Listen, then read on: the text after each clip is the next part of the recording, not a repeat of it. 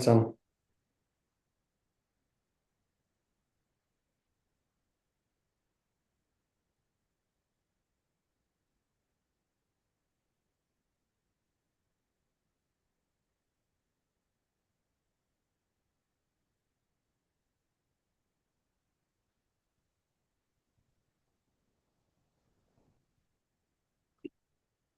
sẽ phòng pa thì cái bên share ta lại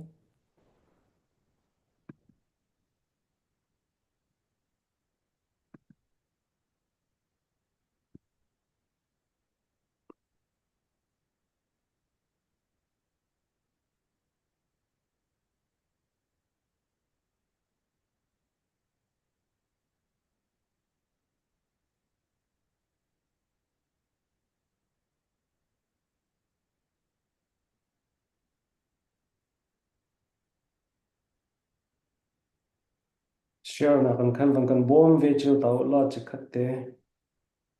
cái bên share ta lại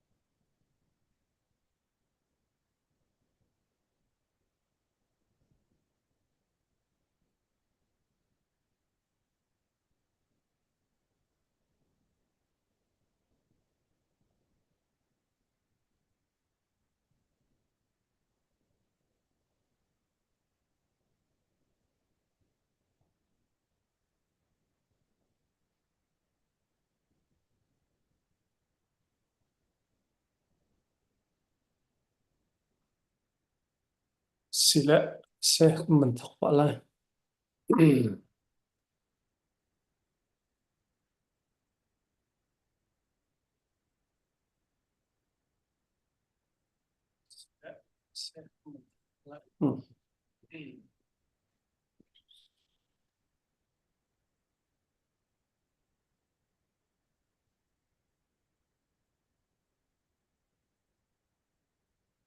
sẽ phòng pa cái mình rào pa system hệ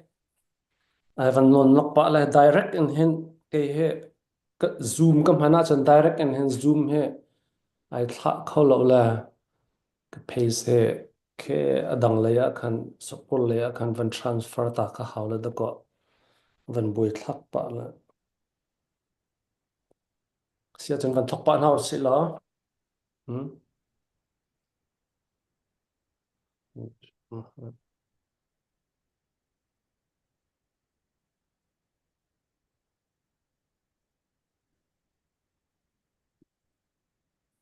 Se masabi ka he ka hen religious and political voice in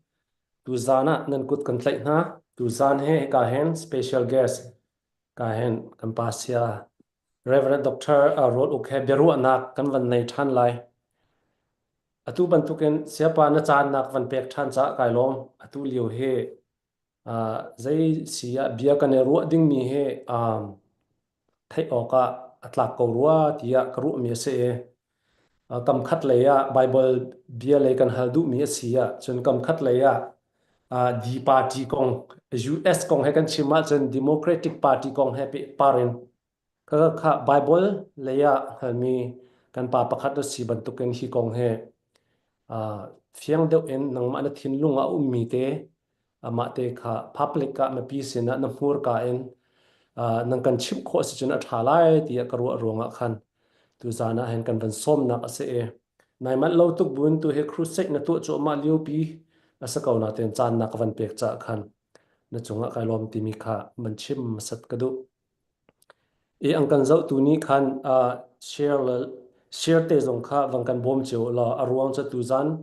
sia pa ni angkan chim ha ding mi he ba pi ngai ti karu mi se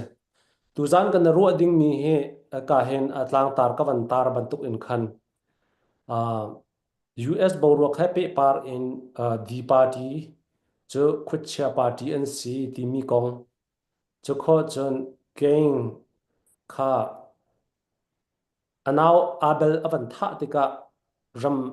ni chhuale rama azam na kong kha kong chu kho chen apan hi na ka pathian he Bible chon piak na ka thaidan na angai lo ti kha chon piak mi asiko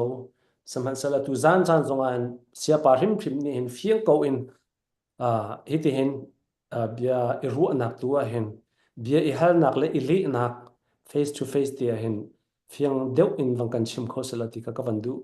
cha khana se chun a pali na ka belief ti mi zoom kan ti mi la faith kan ti mi zoom kan ti mi la knowing God ti mi ti khe ma khe tu zana hen fiang fai deuh te in ang kan chim dinga tu zana hen ka van som na ase ma chu tlang tar pali te chu tu zana hen kan van ru na la e dong tiang ngai khor kan zo mu lo chen question kan van hal nak te zonga khan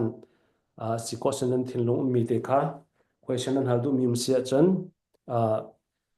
van tiel te u lo he ka hen kan van zo piak ten halai hal ok atha mi sia chen hal piak kho chan kan la ka van zoom lai apakhat na ka hin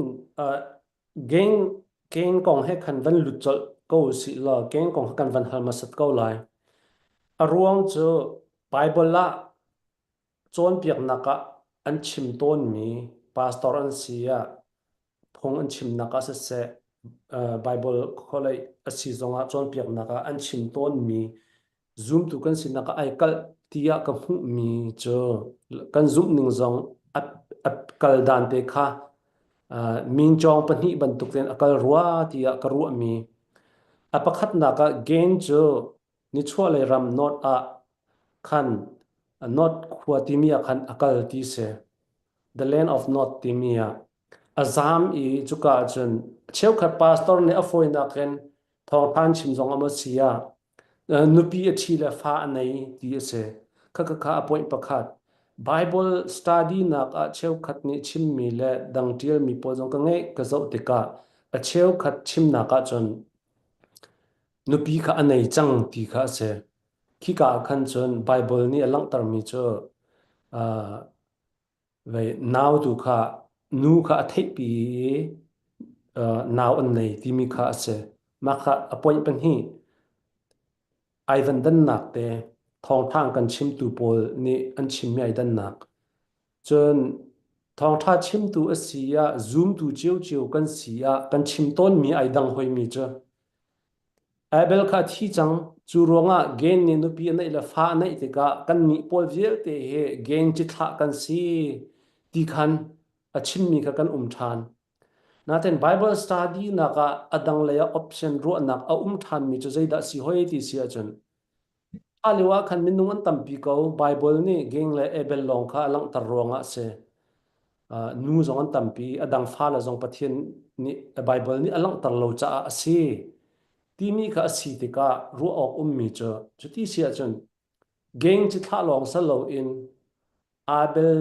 zong ni kha lewa khan nupi dang zong rak nei ko se la kha abel che wathat ko man se la khan abel che tha zong te kan rak se chi veng ha lo mo ti mi kha ka zon te khan ru ding min chong pan hi ban tuk ten khan peng kan ti lai cho hi kong happy tlai in fiang fai deuh in rakan chim tu lo chun mai hi valei chunga bible bihal naka atam bik mi ase ti ase chu kho chun zaitin da keng le ebel long chu sarmi si ko tunga zai ruanga da khi ka le chu nu pi cha van le zai bantuk mi phun da an ti mi zong kha bihal nak kha lai mi bihal nak te zong a ton ngai mi kha se le ma kan van ka van chim mi pol vial te khanang ma ni atha na ti big ning in van kan chim dinga kan van som ka lom Oh, sile. Religious and political voice bangin kachim nak chan tha kanei cha hin asung loi ngai mia karu. Minung sina ka kabang ai le cha tia Malaysia hin atu hi azar riet na cruset kanei choma. Kabak deu cha a zing chiar te Bible study kanei mi. Lungmili ministry hai kanei mi song vanidin taning kabatukai kati kadin liose. Siman selo atua hin religious and political voice ni hin. Pero akan du ko ati tika om sim kati kavan iot hat tu sing he. Wamo ngai asi atua behal mi cha ukhi pathian zang fanak thongin uksom nga reng lo katiali suka a aitil mi chu behal nak som nga le ale na ti mi hi katial te cha tia lai ra mi thong tha ka chim na ka hin betam pian ka hal bible he a pe tlai mi an ka hal mi kha ka van khom suwa te chuka a chun som li rong ka van khom suwa te adang dang behal nak parha he ka fon ni behal nak som nga le ale nak ti mi sa pi ka chiale chu e songa khan ka rakwat bal e nan kuta aphan mo ka theilowi chu chao ka tiel mia chun atui behal mi song hi aitel zai cha ti chun Christianity ya hin behal nak a ummi laka atam chem pol chu khai ne anaw abel atha anui not romi azam naka nupi avane mi kha hoda ase ti mi behal nak he atam chem policy tika chu zong chu behal nak som nga le ale nak ti mi chao ka felte in kachel chon kan thei o ka abe pi mi chu behal tu tam big ne bia an hal mia Bible ning silowin an hal mi chu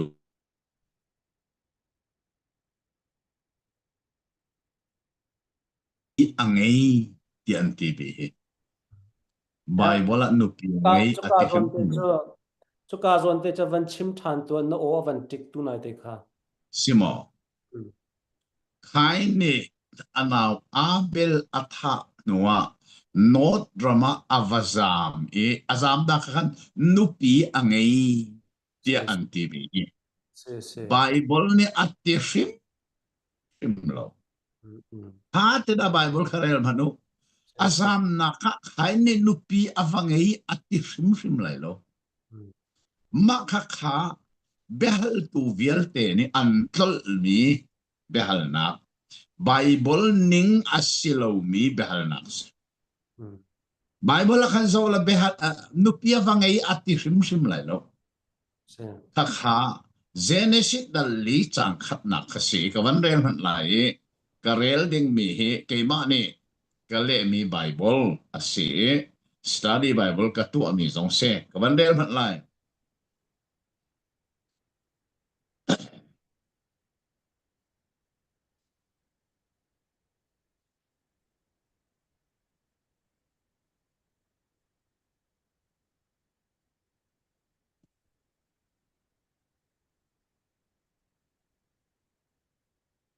sorry parimok dali chang rei sari nak tu kasi dali chang khat selovin dali chang rei sari nak kawan relai hai ni anupi kha angal fa apoi enoch kha arin ate e zo manulo chang le ruk kha achung le kawan relai cho te chen khain chu Jehovah mai in akali e den ni chole north rama kwa asa ati cho te chen chang le sari naka khain ne anupi kha angal a nupi avangei ati sim lo azam nak not rama nupi avangei ati lo chu cha chen zeiwanga na behal tu na ne khai ni not rama azam nak nupi avangei anti bible ni ati lo bible ni ati mi chu anupi kha angal ati zoman hini hin alang termi chu khain kha not rami azama khan nupi aizam pi chang ti mi kha afe termi se no nupi avangei ati rim lo an nupi kha angal chu cha azama khan nupi aizam pi chang ti hi za azab approve them afian ter avangei rim lo makan thai aheri chu cha chen khain ni hin anupi angal na kong achime chadri chen anupi cha hau kan ti se chen ama now a u now a farnu kha sego ti zaitin na kan thai tiar ton dalnga zena si dalnga khan man reli kan mu mi chu zera si chang li na kha ka man rel man lai set angai nuwa adam chu kumzariat anungi fapale fanu kha afinna zomala fapale fanu kha afinna adam le evi ni hin khain le abel long an thing lo set long an thing lo fanu fapa an finna ati cha kha fanu fapa an fin mi la kha khan kani zau chun dinga pathian ni alak mi chu khain le abel khase khain le abel long long fan ngei ti rim lo fanu fapa an ne mi na la kha mi so le mi tha kani zau chun ding zai cha pathian sina rai an thoi ve ve rai thoi ti ko ding lo toy na kan lak song an pek tholom an pek ve ve pakhat kha chau hla ni pakhat kha chau hlang lo zai ruanga anaw abel ta a chau hlan mi kha lai bible thian kha rak thangai kha zon te khan chen zeda si big ti mi kha pani bible atial abel ni chun asatil laka fin masabi kha apani na ka athai asa athat na big kha pathian sin thil apek liawa hin athim pakin athimi athabik timi kha fin masak bik asala ka athat na bik pathian sin apek churonga pe pathian le cholan ko chu phung chim tu chep khani sathi ruanga nan de sathi ha sain lo a kai zong ni khan alo chung chuak khala khan athabik tim ve se lo ya pathian le cholai lo bible mun tam pe kan mu mi chu na lo chumi achuak mi thei tlai masabikin pathian thang chat ti se chu san khai ni big ti mi kha mang rim lo alo chung chuak kha pathian sina apek ti long se a team ve ti lo pathian cha athabi khar pe ti lo vi a tu neng chu tawana sa ti mi kha buon do na tu asa so mi se khai ni chan asin masabik la asatan na big churonga san zo chun dinga pathian ni alak mi se hai le abel zo chun dinga alak evi le adam fatam pila ka zo chin dinga alak mi se chu cha chun khai ni athina hongi apek mi kha pathian a solo te athina hong thil thalo atu ronga chu sa pathian ni ze ti that na chu tu lo chau hlan na se ko nga ati kamo ตัวเมียทัดโลติกะขันประเทศนั้นเจ้าหลังเลยอันเอาตัวเมียทัดมีขาอันน่าชัวจังประเทศนั้นเจ้าหลังเจ้ารองอาถาขาดที่กันอาสามตาอาสามะขันนุปีไอซามปีเดียมจังอาฟาสามดักรมันนุปีในที่มีไบเบิลอัดชิมริมละจู่จ้าจนจูดามินินตัวเบียนักในมีประคัดไบเบิลสิโลนันโมฮิกาตัวเบียจูดามินันในมีจูอาดัมในเห็นฟ้าสินติกาพีร์แหลงมังอินฟ้าพีร์แหลงมังสินจะสนูเลปานสิแหลงมังที่เสข้าขานี่ที่เสเลจนจนใครนี่เห็นอชัวปีมีอนูนักเห็นอันนาวอาเบลนี่อชัวปีมีนูเฮดูเดียวอามาชัวปีมีลูกทิ้งเราจะสอาเดนอาเบลเนี่ยชัวปีมีอันนาวตัวอาชัวปีนูขาดูเดียวจ้าจูรวงอาทานักสงเฮอามานี่ไอชัวปีมีนูขาอาลุงทิ้งเราเวอันนาวเนี่ยชัวปีมีนูขาเนอดูจ้าอาทามีสิทธิขาจูดามีตัวเบียนนี่จุดนั้นอัฐาเลจังกาอันนั้นเนี่ยอาชอบปีมีนูขาไอลักเฮอาซามมิสิเตียจูดามินิตัวเบียนเนี่ยมาเสียไบเบิลจะเสลาอาเซนจูดามินิตัวเบียนเนี่ยมิเสข้าเฮขันเปวันเปเชียจนใครนี่เห็นโนดรมีอาวซามนะคะนุปีอาวเนยอติชิมโลวีanu pi kha angal I ati cha nu pi anei chang azam lanin anei chang azam na ka azam pi chang ti hi bible befangi akal ning tak si ti hi felten kan thei kan zup zong a her ngai mi ase chu cha khai ni nu pi ne mi cha ma na nu se ka far nu se ko ti mi adam sin mi fa tiam se za kan zum kho na su se athatok se khaka zona van fiang mi chu khaka zon te a khan bia awat kha tha tin kan ban lak lo tik a kai ni mi ramdang awazam tik a khan nupi athit tin khan kan ti tik a khani avan lang avan pe avan chua tar than mi chu jia chuka rama chen minung mon rak chang ti mi kha chua tar chang se kan Bible kan kan tui tar chang mo ke se ni kan pundang pin kan valai ai sarning kha avan tar chang kan ti lai che kha liberal pol ni anam silo rin silo me minung an chang ko ti ru ana an chua ter nak song kha ruanga kha se chu cha chan ab be fang Bible chu ngai te be fang long selo jisu chim na kha ma thai dal nga chang le ria da kan mu mi chu ade tele arin te man ai rok lai lo ti se abia le acha fang chu sim lovin cha fang karlak te ade te khoma le full stop te na zong ki jisu ne arok bak lai lo ati cha Bible study kan tu atika hin abia long silowin acha fang tiang in ral ring te I kan zo aher chani zai cha te chon jisu ne bailamantania apong mi sual pa sina achim mi kha nihina paradisa kasina na umlai imi kha khoma di nihina zo khoma paradisa ti me zo khoma chode chin kha khoma kha 7-day Adventist bole Jehovah Witness bole a khoma kha an roi mo chode chin asilo ning an kalter zai cha te an ni cho kan thi te ka kharawa lo van kai ding kharawa le hel kal ding kharawa lo an ti cha chu an zum na khe pe tai in Bible kha khoma kha an ro an ken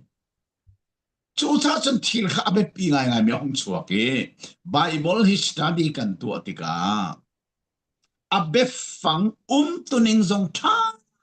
te kan zo a her chan hi atam to ke chu ronga chon atui khaile abil ko hi an hal mia abe fanga aniral rin lo ning chu not rama avazamin nupi avatit antiso Bible pakam ba simlo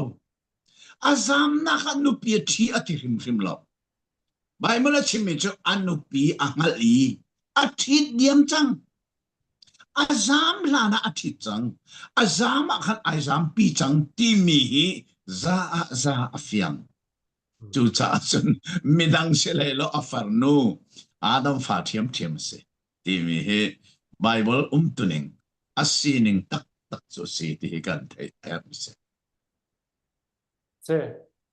siapa he kan ruwa chen Bible study kha word by word in kan van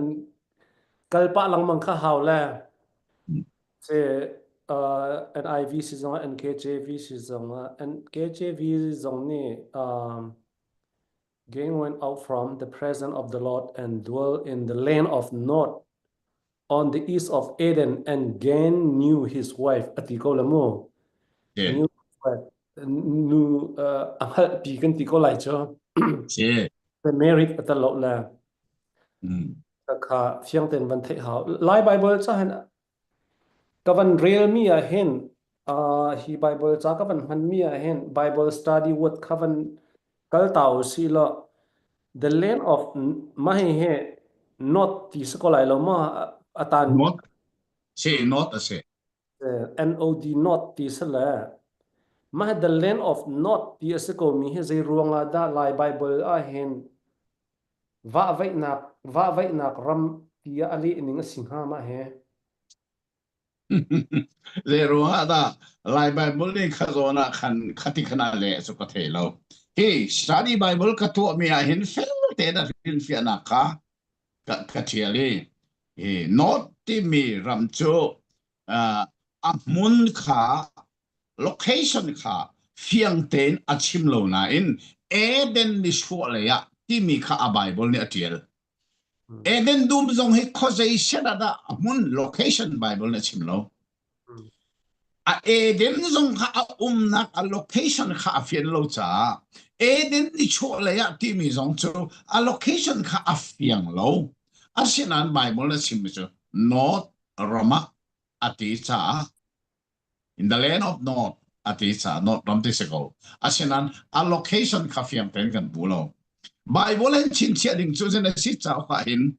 dal leini Genesis dal leini long a khan fiang ten amun location nihin ni tiang kan hal mi ai thok kha lan to po kha a location kha fiang lo để sao Bible fiang ten sim lo cha ti mi hi kan thai a het ngai mi so se dal leini u long khan a fiang se kan lom tok se tu zana rak ngai mi zong ne ma siapa ni ang kan van chip meaning te Bible ning te hen kan van thei kho cheu dinga khan atha dia karwa e kan van zum cheu lai thi zong kha ka van ru mi kha se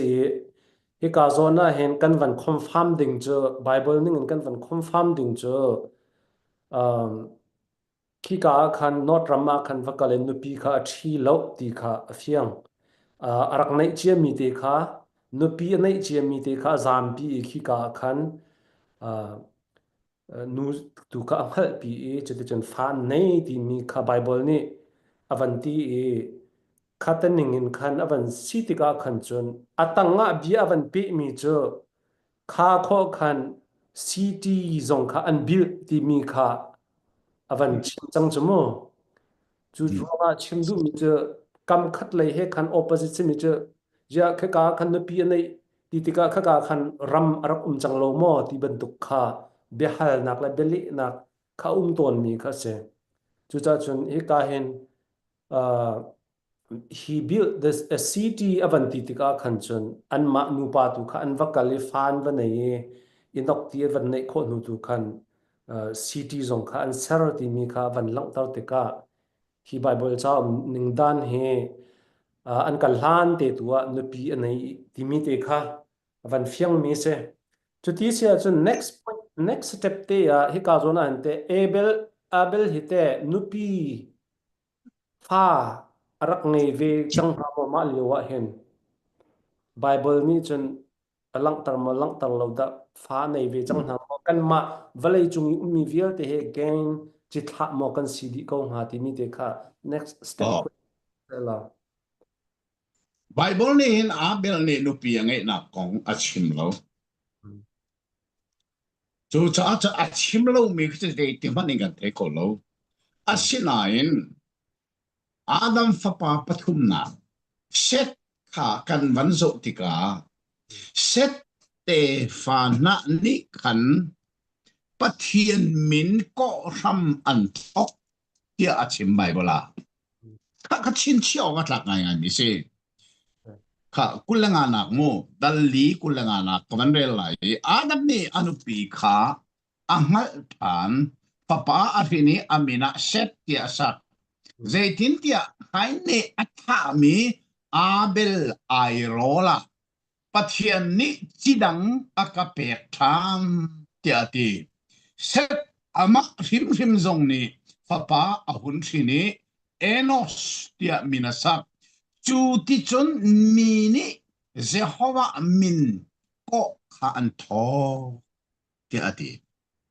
chu ronga chen Abel airol tua pathian ni chikha tu akapek ati cha hai ni sorry Abel ni kan chi ar kha man lo ti zong afiang e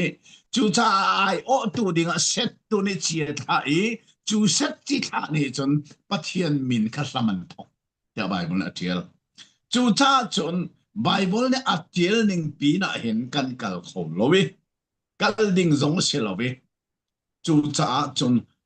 Abel ni chi ar kha man lo ruanga te fa arak me man lo ruanga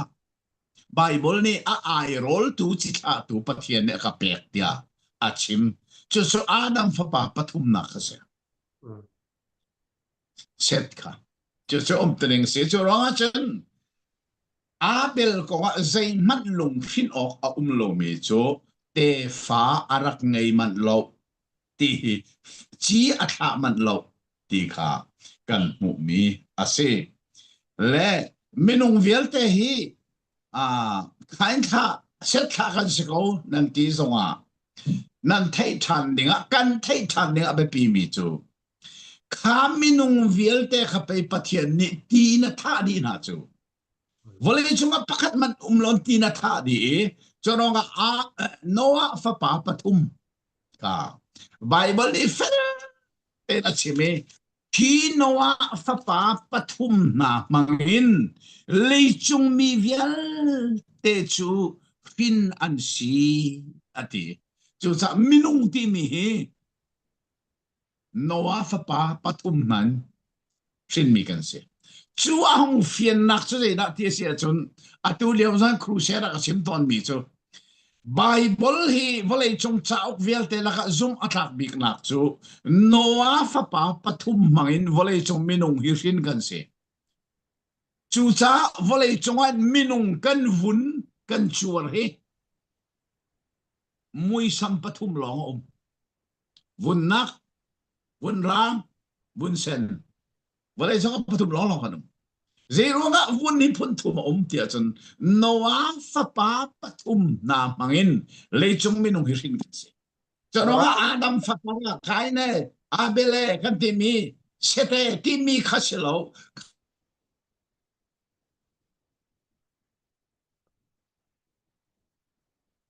Noah fa pa pathum mangin rin kan se ti Bible ni achimi chu chu sum atak ge cha vun rong pathum long vun rang vun nak vun sen chu chu Noah fa pa pathum nai kan chuak ti a hong lak nak song se se tha afiang tuk se marang ni chun white black brown an ti la oh na van chim mi chu rong pathum chu an van chim ton la atu I na van pe than mi chung a khan se ke ma zong ne van ta chun ok van ru ok ka thai bal lo mi nang kan van fil fiam chi mi he khan ai van tong ngai kan elom se chuti sia chun keng le keng kong asia chun avan fiang ngai ko chang ti a karwa khi ka lai kama ramdang mi an lo ti ban tu kong kaw he pe lai in khan na ten hi ka I na van rel ni chung tia khan a cheu khat ni pat pha an phim mi he an tial thu lo ti kha se pathian ni a thim mi minung deuh kan ti lai chu khalong kha bible ni alak tar ti asi tika adam ni hin is adam ni hin set la geng la abel hi pathum te long he mo pa hin anei mi an si kong ha adang te an umri ha ma dal nga chang thuma khan atu karel sang khamo adam chukum zal chom thum asia ama he alo in ama amui kerin fapa areni set tia minasa set asin nuwa set angai nuwa adam chu kum zariat anungi fapa le fanu kha ahin na zo manu chu za chon Tain Abel set long aselo fanu fapa kumizariat chunga tamno an rin manti sa afyang ba asinan khanha kha an min zonga chimti lo zero nga kanizo chun o kha atlak mi khain le Abel akan lak piak chang Bible ni chun zo chun o atlak mi long alak Noah chana rel chok lo minung anak changnan zo chun ok atlak mi Noah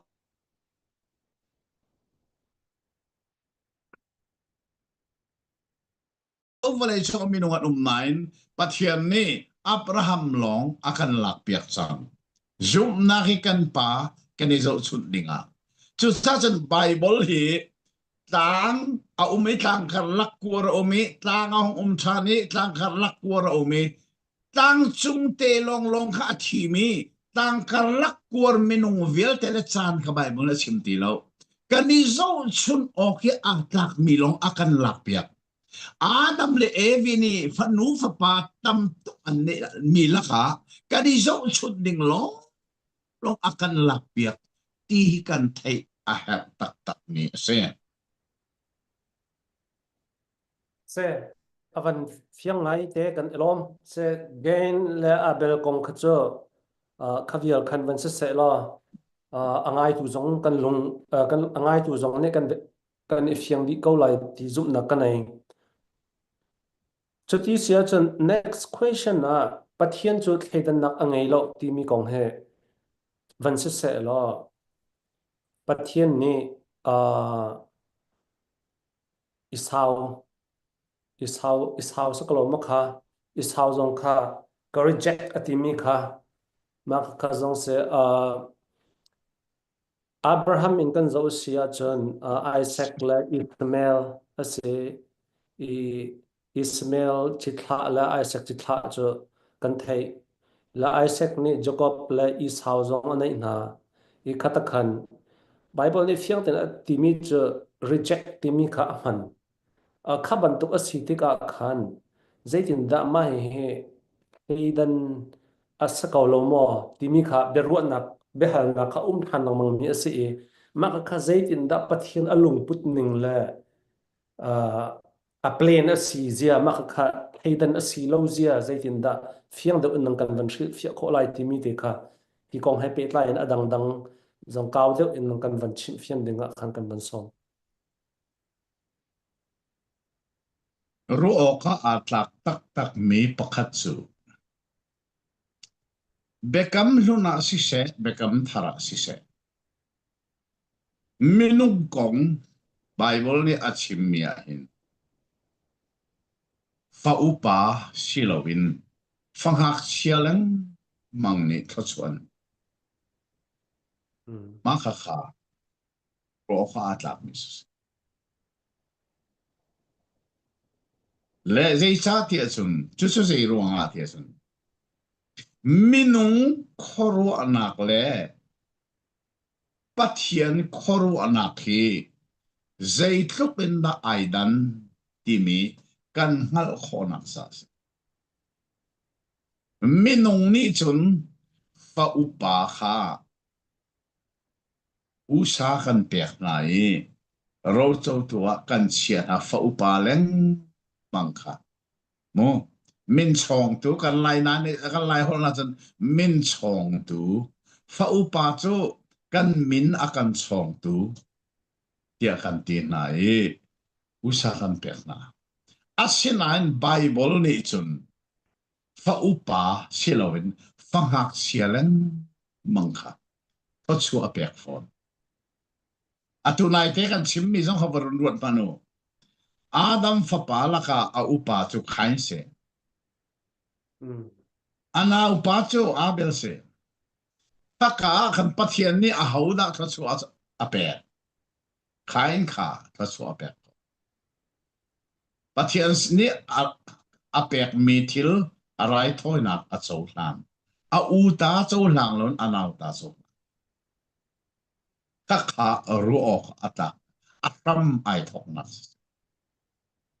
Noah fa le khazo lo amhak chiabik ni kan thachu apeke a u le ni kan anaw an rian lai ati bakko jesu khoru a harasimi chu an chimna kha Noah fa pa pathum la kha a upa chem hi atui nekru pol vunnak pol khen city se le afangak chiabik hiwun rang pol an se mirang ni hin minak pol hi kum sao tok sala an rakman nai churonga America president le sari nak musika Abraham Lincoln ni sal arak lutter an tan chung asau tok cha chu cha chun Noah fa pa upa big nekru vun nak pol kha fangak chia big mirang ni sal asau tok na fangak chia ni kha chuan zo thiam an ruat lo chuman tuan Abraham fa ka ban zo than lo Ismail silovin Isaac ni kha chua zo thanai Isaac fa pa ka ban zo than lo Esau silovin Jacob ni kha chua zo Jacob fa le ni la ka khan a hoda kha chua mu fangak chia Zauman Joseph kaban tuhan akal wa mako siang perang David fa pasong khazo lo fa upa silon fa aksia selai Salaman fa zong khazo lo fa upa silon fa aksia selai khatika akal wa mai bekam tharavan lut lo jisu ne ta chun na kharaban me fangak sia kha apa sinin atlawi ahong kir chani apani khachu ape ro chau tu fa chau lan than afa upa tu kha loina hong thunge thong pa ka thei te ka hau kan akal du ti lowe apani avalem atinan bible afa upa kha apa ina akal ti kha chim ti lo just khoro har se afa upa tu kha khachu chau lo tua a change fa ngak sia tu kha asithan chu cha chen Bible hi a from thon a dong tianga fa upa silon fa hak chiani tho chu chu chu ni chen se na lang ter kan ma hin si sang he kan ma hin ji so ne Nicodemus na hin than na silawa chun pathian pen nak na chau kholai lo ti changa zai cha hin ma sa chu hi kan pum se kan nu le ni pumin an kan hin basat mai kan pum himinong ni thaswa pek kan do usa kan pek atu tiang sa ko mo kan pum sadu na kha usa kan pek tok ruanga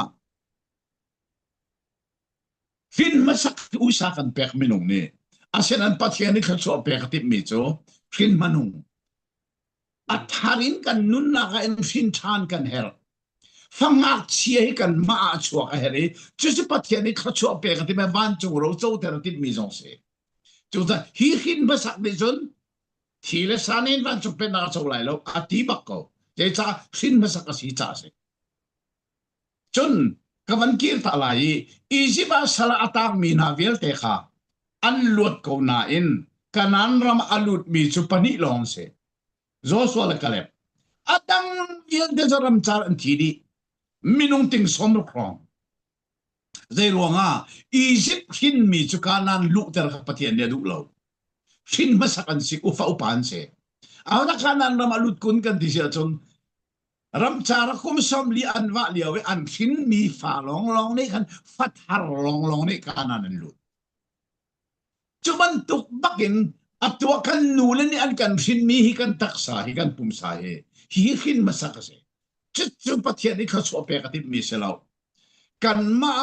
thiang tharau in thin asimi kha fangak sia a uma hat kha fangak sia long long ha van chung ro so ding mi pathian ni kha so pe ka ti mi se chu cha chun bible hi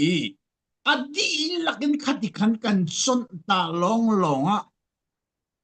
mo isaw ka huati se kom ka dot ti mi kha pathian ni theidan nei la mo tia kan ru mi kha arak si lo ning minung ni chun fa upa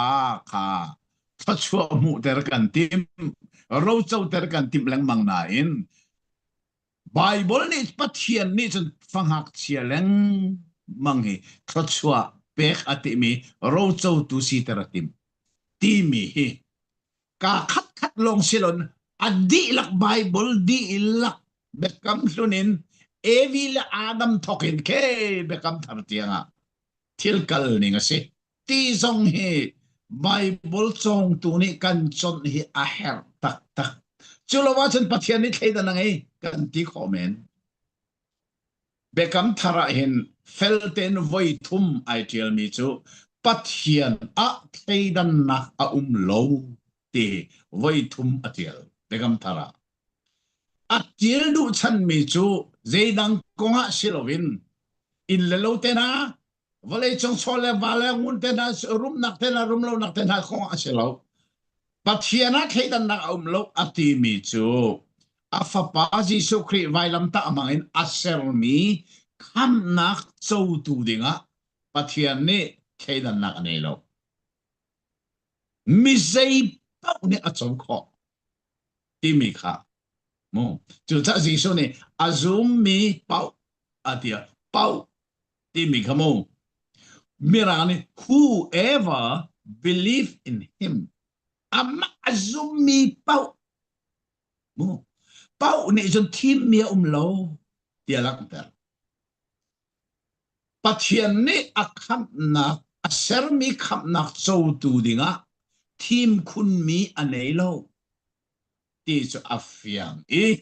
mi zei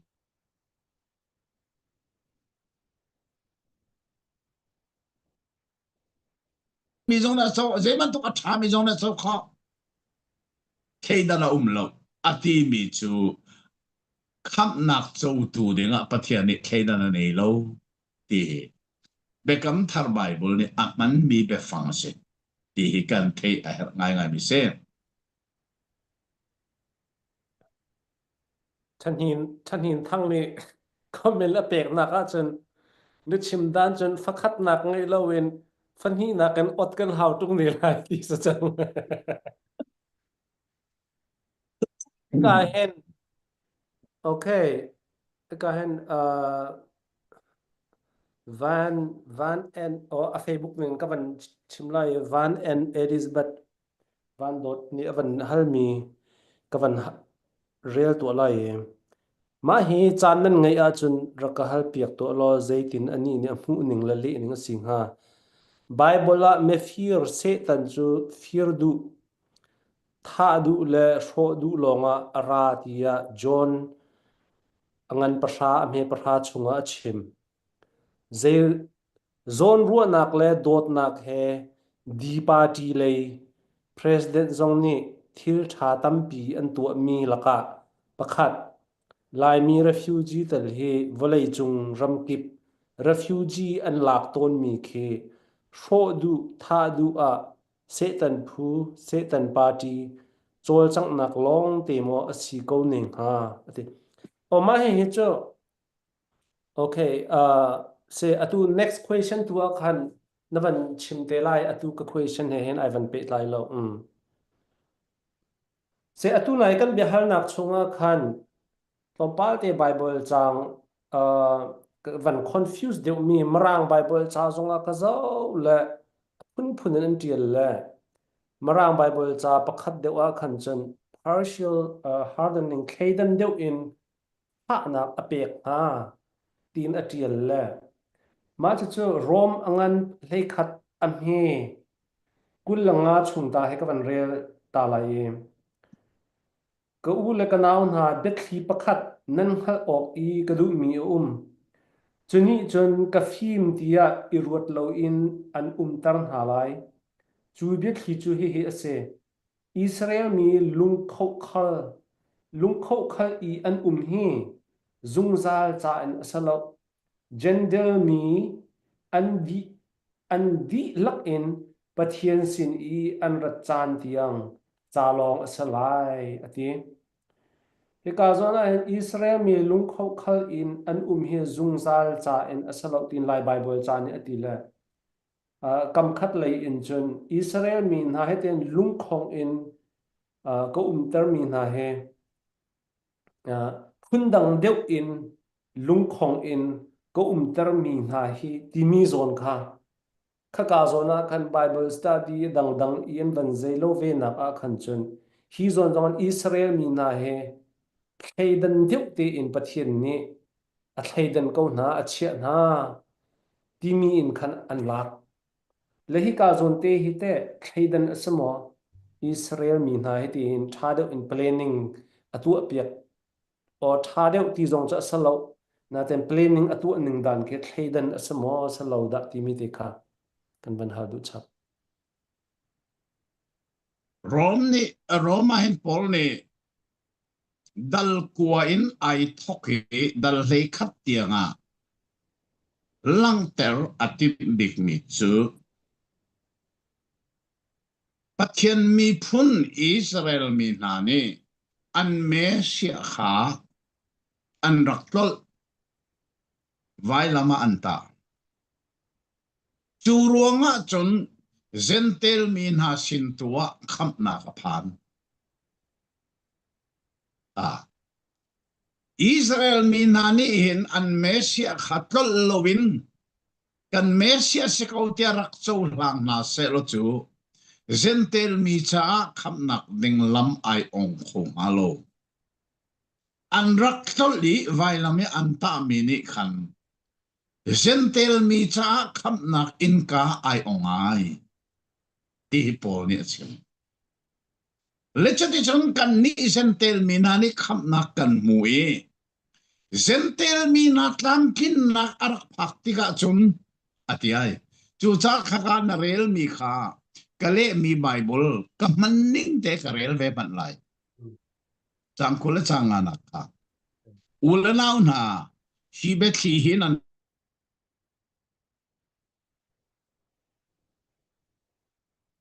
arua naka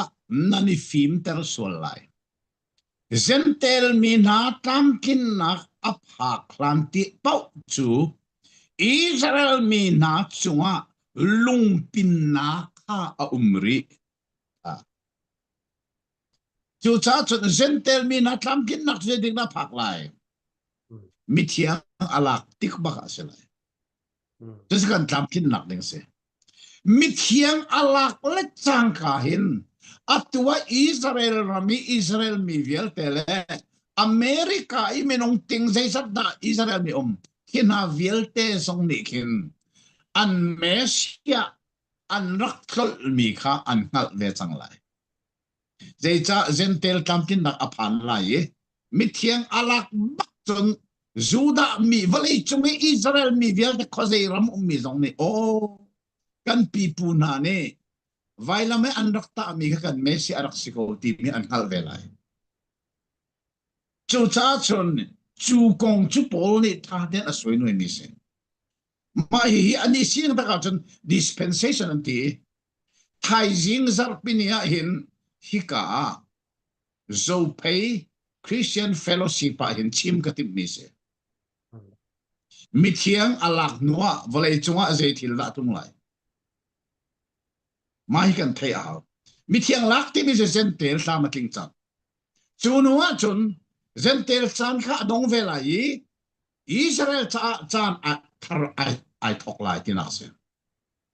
atui an lungpin nak velte an mesia an ngal lo nak velte hi an ngal ve chang la tika achim du nakse churonga chun ma hi dispensation ante merang ne seven dispensation ante volei chung chan pi kong he ape tlai mi se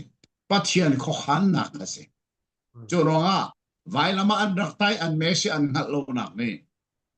zentel mi cha kham nak lama ayong atwa kum thong ni deng deng ma chu kham nak lama ayong sang ma hi zentel lam tin nak phan lai mi thiang alak nuwa chon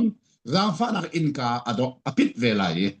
pathian ni ami phun aram ve chang hal chu bible ni achon piak mi se Zai ruanga ka da som kan zai ruanga kan da thei chi pathian ni Israel min ha cha an lung a khon tang na a thei zai ruanga da zero ma ti chun kan ma zentel mi na cha a zang fa nak inka on adu cha se an lo ra khong na se lo zentel cha kan lo di ha bo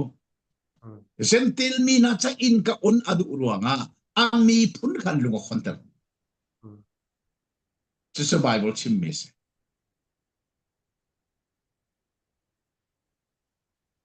okay se van pe chapok na van nei mo chu ka zona chen nelo ka se go Jendel mi chu Israel mi chu lungrak khong ha se la an lungrak khon tar na ha se la jendel mi chu kan lo go ha navan ti mi zon te ya khan pathian a planning he jendel mi le Israel mi kalak a ruang ti in khu khan lai re nak arak ngei lo ti nak asang hama sie chu cha chun pe chang som thum le pathum na ha ka ban rel man lai mo rom dal le kha chang som thum le pathum na ka o pathian phim nak le ngal nak le rum ning hi avatu khring randa abechai nak na chu ngal chok le alam na chu mu kho di abasiloda ahoda boy paru anak ka angal asilaw ahoda ama ru anak cheu to sibal asilaw ama ni acham oka ahoni da thila pek masat zai tin tia ama chale ama thongle ama sina thilvia te an ama ni sun parnak chu zung zalin zung ko se amen avanti zero nga na hi pathian nin hitlok in khuar khan ha ami phun zentel mi an lunga khonteri zentel mi cha in ka ai ong vel ngei nak zang fa na in ka ai ong kan lut chudi chudi zentel mi cha na dong tiga khan mu ami phun cha in ka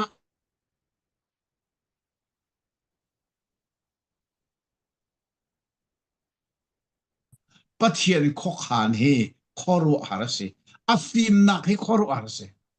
chu sa ama ni adu ning la aru ani ten thil vel te akal di ko avanti tang som thum la pathum na pathian phim nak le ngal nak le rum ning hi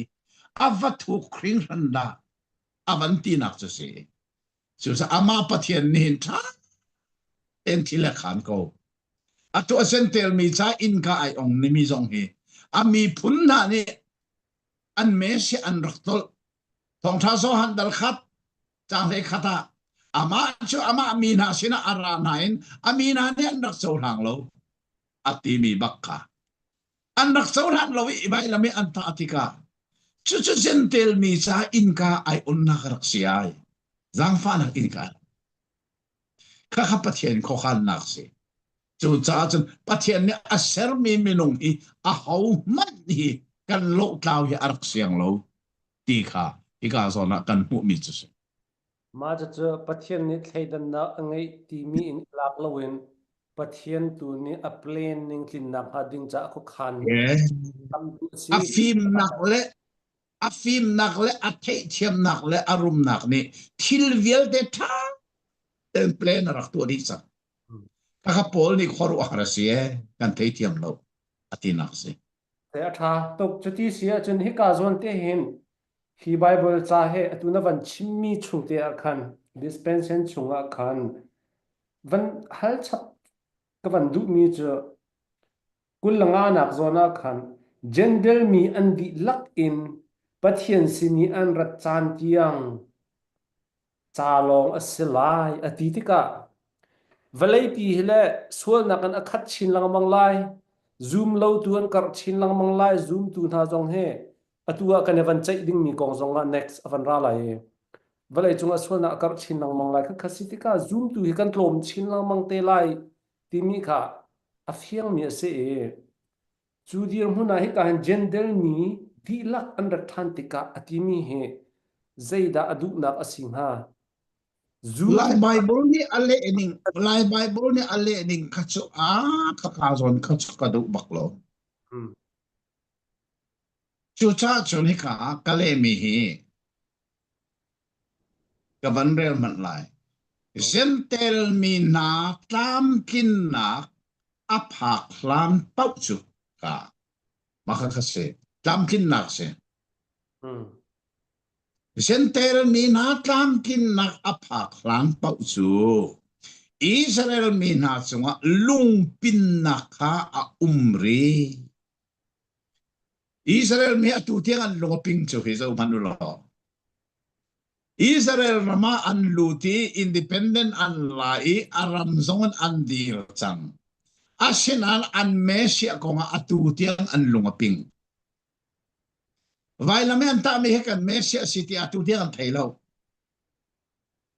An ma Israel rama ummi long silowin. Amerika ummi Israel mi zong ni atam deu za asom kuwa tu an lungaping. An mesia an halrilau. Zai cha zentel tamkin na apakrilau cha se. Chú sao thì cái lẽ nín thế cái chỗ đó dân tel mi na tam kin na áp hạ lan bao chú Israel mi cho ăn lung ping dễ đi cái tam kin la dân tel mi na chú mi thiang alak bak itam kin lak selai mi thiang avan lak bak lai avan lak bak chun Israel mi na lung pin na ki chikat te la ka sivelai an mesia vailame an rakta mi kha kan mesia asiko ti ngal na an van nei ve chang lai de cha zen tel tam tin na apak lai cha gender chu tlam chu na mi gender tiang lak chi gender tlam clean nak na ban timi kha hi ka hen an rat nak tin khan ati mi khan ni an tlam clean nak na ban timi kha oh tlam clean si kha sei tlam clean da so du nak ase oh je kan tam tin na che da si ti chun ama ani asini akan la jisu e mai ton te ikani ton khatam tin nak se atu chen kham nak kan choko pathian fa kan si kan thin than ko pathian he kan ni pe lai asina in ama he face to face in jisu he kan ni tong ri lo chu sa kan tla ma tling ri lo chu cha chen jisu arati mi thiang alaki jisu he mai ton te i kan ni ton long long a ma chu chen tel tam thin na ati mi chu se kha mi thiang lak se om tu ning thak thak chu chu cha chen lai bible thiang ni ale ning kha chu kha zon te kha chu ka lungo sibak lo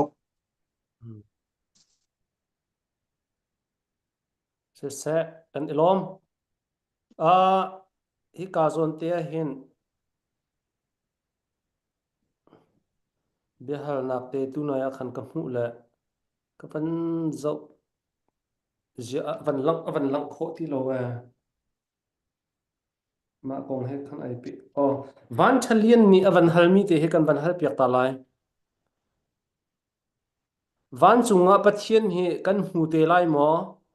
a cheu ni jisu kan hu te lai an ti a cheu ni jisu tharau le pa an pathum te in kan hu ko na lai an ti zai khida adik lai na zum bible ning in kailom acha behal nak som nga le ale nak ti me cha op songa kha kong kha ka chel van chungai zai zat da kan mu te lai ti me behal nak kha ale nak ka tu na kha sun van chungai a mi zat ba kan mu lai tia ka le zai cha te chun in pakhat i kan lu ti ka chuka in chunga chun minung zeizat da kan mu kan tia chun chu in chungi arak mi zat bakan kan mu lai chu in chunga chun minung pangan le pangan kan mu lai pathuman le pathum panian le patni pakhat le pakhat in chungi a mi zat bakin kan mu lai chuban to ko van chung kan ini kan lu ti ka hin zeizat da kan mu lai ti mi ba la chu van chung kan ina a mi zat bakin kan mu lai chu sa ale na man bi se asia van chung zeizat da ti mi kha van chiata kan lai bible ni hel pum puluki arak hel mi chu kuat khat nak zohan dal nga chang sari kha a chang sari ning bakhan lai bible thiam ni arak thau kan ti lai chu chu cha chut atuhan lai bible thiang na nga ya chun man rel man lo kuat khat nak zohan dal nga chang sari khawan zo han a thau mi kha kam thei sol ko lai kuat khat nak zohan dal nga chang sari te long khawan rel man First John te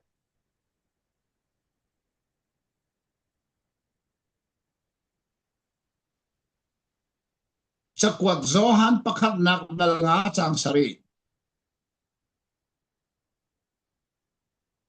New Testament. man rel tanik First John First John angan pakhat sila ngan pakhat sila pak pesan akan panga be pasari panga me pasari teti akhang tu pathuman chulvial long se kha van chet tak taka kan lai bible ni hin ale mi good news bible arak ti lovi zero ngal good news bible arak lo ti chun good news bible hi bekam thar bible di lak him te arak kilven tu Antioch Krifabu an kilven mi silovin Egypt rami Alexandria kwai anui aking lo mi an ngay mi kha makakalay bible thiam ale mi se Antioch Krifabu kan thading mi chu Jerusalem Krifabu kha sat nak lo ani technique anum ti lo foi tu tong pa lo anum chu cha chun Jerusalem Krifabu ai o tu Krifabu chu Antioch Krifabu long se ma chu Antioch Krifabu ni chun bekam thar bible ki enan dak kilven ma kha an kilven mi kha hin jem an nak le nak bak hise chu pit loading chu ka chun je da kha ka ban le rel sang lai mo atu ke ma le mi ka ban rel sang lai tha de ngai manu lai bible thiang a bak lo mi ka ban rel mat ngai tang sari na zaitin tia vana kin ngal pi tu pathum an pa le bia le thiang kharau an si hi pathum na he pakhat an si chu viel te lai bible thiang lo kol bible a khana di la kan lai atu karel mi kha se chu se i ruanga te chun ka chim chang kha Antioch ni an kilvin mi bekam thar kha silowin Egypt ram Alexandria kwa aking lo mi an da kilvin mi kha lai bible an khale mi sin chu chan atu hin cha ok pakhat ka tial mi dak tha pc biak sia ma tial mi ka le chu se ra si tia zoom tlak lo bible hi arak hla mo ti mi cha ok ka tial atun lai tlang are man thok chu ka achan kan lai bible hi zoom arak tlak lo ning aram lang tar si chang chu cha hi ka zon kha tu chu be hal mi ka van le sang lai mo van kan phak ti ka je ta kan bu lai van ne mi sat ba kan bu lai vana je sat ta hi ka bible la vana kin ngal pi tu pathuman pathuman ti Bible la tu sa hau pa bia bia chi pa ba khazi su ba khazi pa bia le thiang tharaw se tu sa vana a ummi sat bakan kan mu lai zai timanin el khosti lo pathuman Bible na ti se ma ka kalai Bible thianga arakum ti lo chu ruanga chun hi ten kan ru a her tatak mi Bible pakhada se tu sa van kan phak la chon a pathum ten kan mu ko lai pa fa pa thiang tharaw an pathum ten vanan ti cha a mi sat bakan mu ko lai se marang Bible cha dang zonga na ban chim ning khan sako KJV sia chon for there are three that bear record in heaven, the Father, the Word, and the Holy Ghost, and these three are one. Ati e Father, the Word, and the Holy Ghost, Holy Spirit ka pathum kha an timi kha Bible ni fiang te improve to e ka han chen record ati ko he record in heaven. Adang Bible cha chen there are three speak ti zong na te ni cho record tin avante. Second alom khani khan avan fian tar ngai ko se bihal tu chunga kan alom athar en kan van thei chap fiang de ulai ti mi zong ka van zum atuna bia han nak te khan ka van kir than ta lai theidan nak ti mi he kong he khan ai van pe tlai e chun pathian planning kan ti ko zonga ruang hading mi chu Jew pol Israel pol kha gentle mi pol an rathan ati lai Bible cha chan nang man ban le nak khan an ban an tin nak ti khan ban le kha an tin tik nu longa an ni zong ni Jesu Christ van thei than ding Jesu Christ kan tha mi he pathian pe si ko hi ti an van thei than ti ka khan chon kum kha thong thong an liam chang nge chu kum thong thong an liam mi kal ka chan minung Israel mi a thong thong an pathian halloween a thi mi khan rak ve changai khapol khate zaitin da sikun ne lai zang fanak sana chun theidan na lo azum ton sia chun kamen si ve ko lai Juda mi Israel men siro nga hlodan silay lo atwa hin bale chong ka kipa Israel men na azum tunum ko beni hin ti mi zong he Israel me si Jerusalem zong crusade to lang mang mi pase ron manamo chu sa Israel mi na lak zonga Jesus Christ vel ngai na kham na aser mi anzum achun ka kham dol ka boy pasi den chawa achun kham si be ko an cholo chun kham lo si be ko kan mi sen tel mi lak zonga Jesus hi kham tu la boy pasi acho mi kham si acho lo mi kham lo mi si be ko chu cha zang fa nak chana hin mi phun thai dan na lo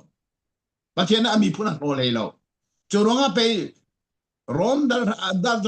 patiana mi phun ro na mo ama apole ti lo la e ke ma zong benjamin mi phun pe ko chi hi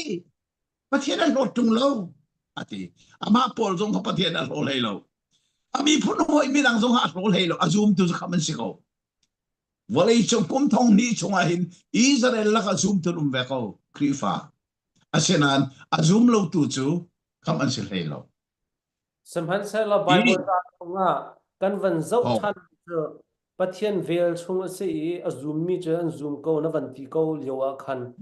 pathian ni an lung khon tar na ti si ti ka khan khate kha problem issue asalo mo achan chu kha kha an lung khon tar na ronga khan an zoom lo bia khas avan sang ha poli achim mi chu atu chan hi selo ama pol chana mo ama pol chana khan ama pol he ape tai mi su da mi tam pi ni ji su kha ze an dak rel lovin churonga vai la man rakta khan ha kong achim na khasi ni hinan an lunga khong peng ti kha chim du nak selo ni hin ya chun azum tu ve kho zentel mi lak zo zoom tu zoom lo tu juda mi lak zo zoom tu zoom lo tu ko an lunga khonter atimi tak tak ka chu ama jisu chan ama pol chani an mesia arak chou lang du lo tu milung khong na pol achim na ka se tu ti sia chon gentle mi na an hlo tlin tiang kam khat chan an rat tiang an rat hlan tiang an lung ka khon tar na lai ti mi he zeitik chan tiang kheda boundary asi lai chu chan ku to chim chu ni hin tiang zonga Israel mi na la ka hin Jisu Kri kong an chim zonga azum du lo mi lung khong mi lung peng chu se dei ruanga zentel mi tlam kin nak apak ri lo cha se chu kale mi bible kha athak ti na kha chu zentel mi tlam kin nak apak lan tiang ti mi si cha chu cha zeti kana phak lai mi thiang alak baka tlam atling lai tlam kin nak apak lai chu nu long long a chun an lunga khong mi kha lak a se lai kan mesia kha kan rak hal lo mi kha ti kha an hal ve sang lai chu bible chim ning se ko se kan elom se chuti sia chun atu bihal na kha khavial convention se lo hal du minan sia chun question te zong khavan tu lo nu zonga van zo le van hal kho kai van zom te la ye chuti sia chun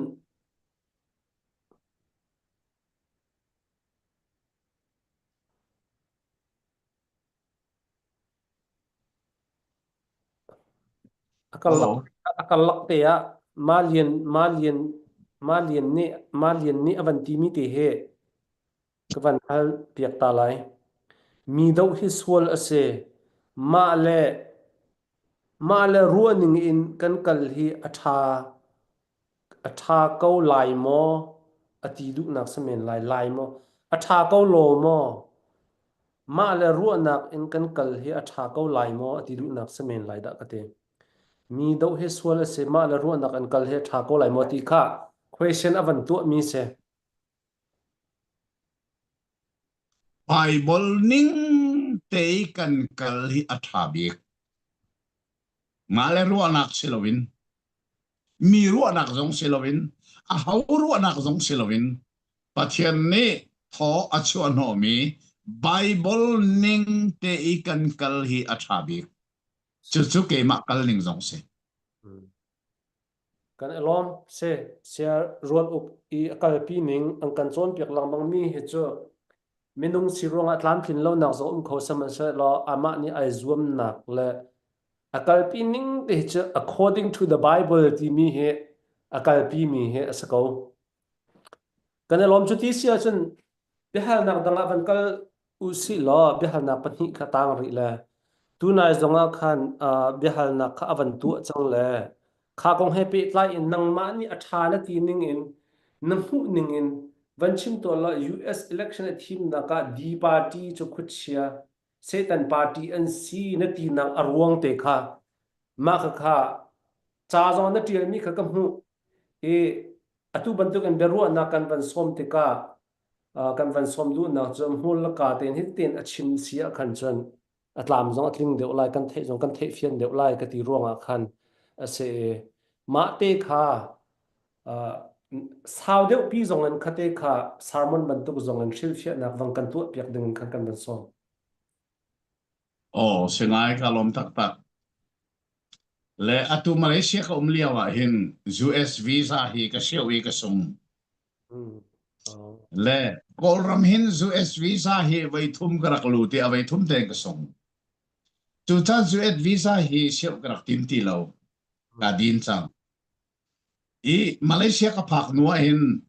Malay in an siawi aong min da ko siaw than ko ti a mini ro na an kap siawi au sitak men lai da ko ka he ti ka he siawi aong min rei lo we atu than ni riat kha ka lu ti ka sung than pa ye pathian ni in ka on lo America hi pathian ni in ka on se la chu a mun zonga hin betak ten chim ka du nga ngai mi pakhat chu ma hi di kong hai se chon di kong a hin kan thei linga a be pi ngai mi pakhat chu mizo rama hin hoi kom kan ye ka hoi kom chu mizo ni an thei di mi pa Dr. PC biak siama se ani hi chawzarian tuan ama hi scientist pakhat zong se chawzarian ngat Tiệt tuần leo mà bắt thiên đột là cái sa arian ai phuộc bắc ấy bắt thiên đến tuần về mi se hạ khá giống cái đặc sôm bal mà chú đặc thật bí si biếc si mà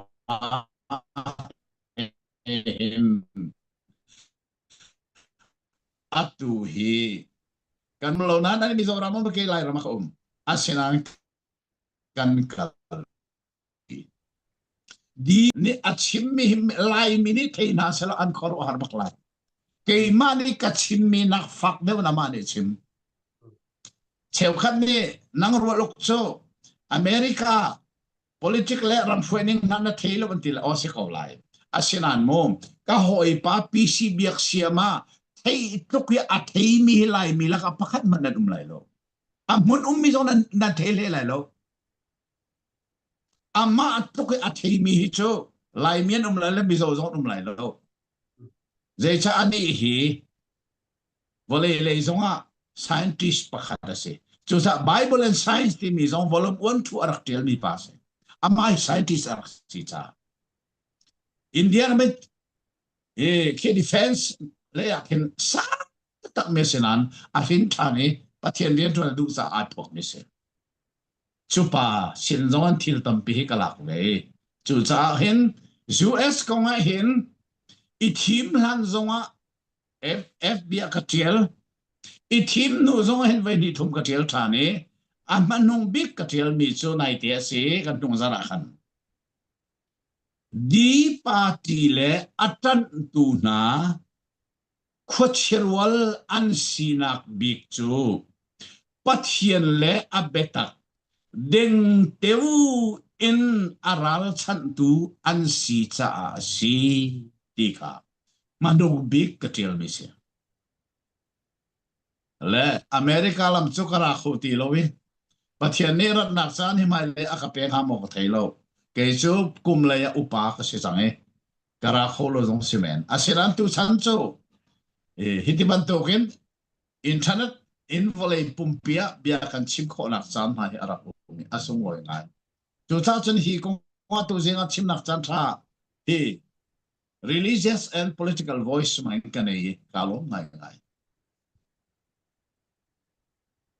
zu esa lai mi tam deu kan tilo ko lai sa tam deu man si abik takin pasita tam deu ni di pol antrat mi chu khoro ahar tak tak ta chia mi se asin tak tak ason zoom to deu an si ta se ko an mo lo adeu an si ta se fel dai ka sim ko lai arin than lo min se lai mi Bible siang ina akai mi tam bik to hin than lo Bible siang kai min se ke ma ka kai leo ka thai ko chu fel ten mo India ram Bible siang ka kai leo hin kol ram mi minung pariat kan si lai mi zo an atui America i chin bapti chati pasita tuan leo mi kha lai mi kan pa dak chawan biga fa pa rolen zong kha ka kai pi mi se kumli ka kai pi mi se pasita tuan na ka khoro le har mo ka khoro ka pasita tuan ni ata si ko ba lo mi pasi be pathian ni lam nanga pek mi pathian ni paranga pek mi je tuan se lo asra pe ko ke chmu hi zo tum mong zong hi ka ti ka chim ton mi chu India rama sarampura bidi fasina ong mi se ani chu pasita rian tuan lovin politika akal nangan si akal lolo katang that bak kal bak se katikaw ani sa kal lolo asinan atui poi katibik mi chu politik leile kal lolo lowi pasita rian tuan tungi politik ban fon si mi pol hi lai mi cha chet sarna aportuan si katibak India Bible sika kai liao zong an hin than bak lo mi ka kai pi mien fel teng ka thein an hin than prim prim lo chun ra chu an khua khen Bible an thei an nun la kan pathian ben pep lo chun ra chu atu America khan mo chin ba pri chata pa si tan tuan ati in ka ti chun ra chu lai mi cha che sat na apor tu ban se chun ra chu di party atan tu zong se an mai liberal bang sik chumu fel ten chim ko ning lo chu cha chon toy den ka chim lai zero na ka ti ti chon setan ti mi he an ril fi na ka ral chan tu ti si an ti bible say na kan chim nak si chu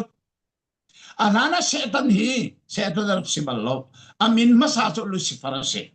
Lucifer ti mi chu lai hola beirel ar fi tinak se amin zong aido ama zong aido van chung mi vial te uk tu pathian ne ser mi se asenan alunga puami pathian ni asinak ding achia me alung silawi pathian sina khachu atim cha van chunga ral athowi chu se be kham dal he ni chang sare kan rel kha van rel lo lai mu jang phanak ten be kham dal he ni chang sari na kha ka van rel ta lai ta ten ngai mano chun vana khin ral do nak arak mi khal levan min na ne rule pi kha an do e rule pi levan min na zong ne an do ve na asinan an sungi an cha va na na mun ti lo chu de chun rule ngan pi rule pitar khochia le setan ti an ti mi volei di la aleng tu chu avan chung mi na he volei ya thak an thak di na ta zo manu chu cha volei an thak nu long longa Lucifer deirel ar fiti mi chu amin ai khangi setan ti mi ai khang chu zena si ral chan tu ti nak se pathian aral chan tu se chu ni tianga pathian ral chan tu setan ni hin volei chunga pathian minung he aral chan na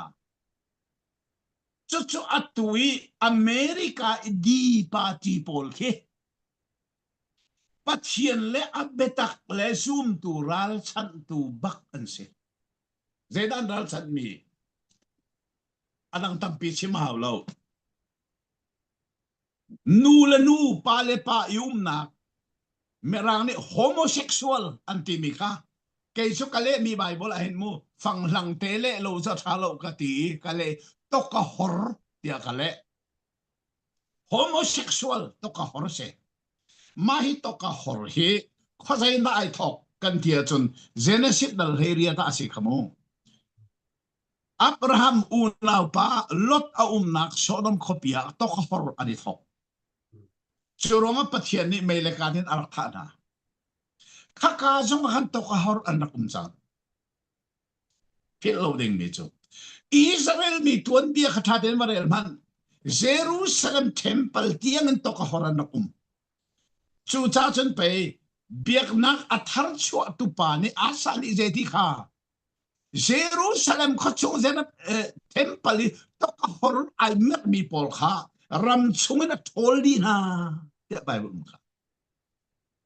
chu cha chen mai to ka hor pol hi sinai thanga pathian ni Moses sina arak chim mi bible karel mat lai na ngai manu Leviticus ti an rak thei mi dal kulna mo chang hei thum na kare lai ngai manu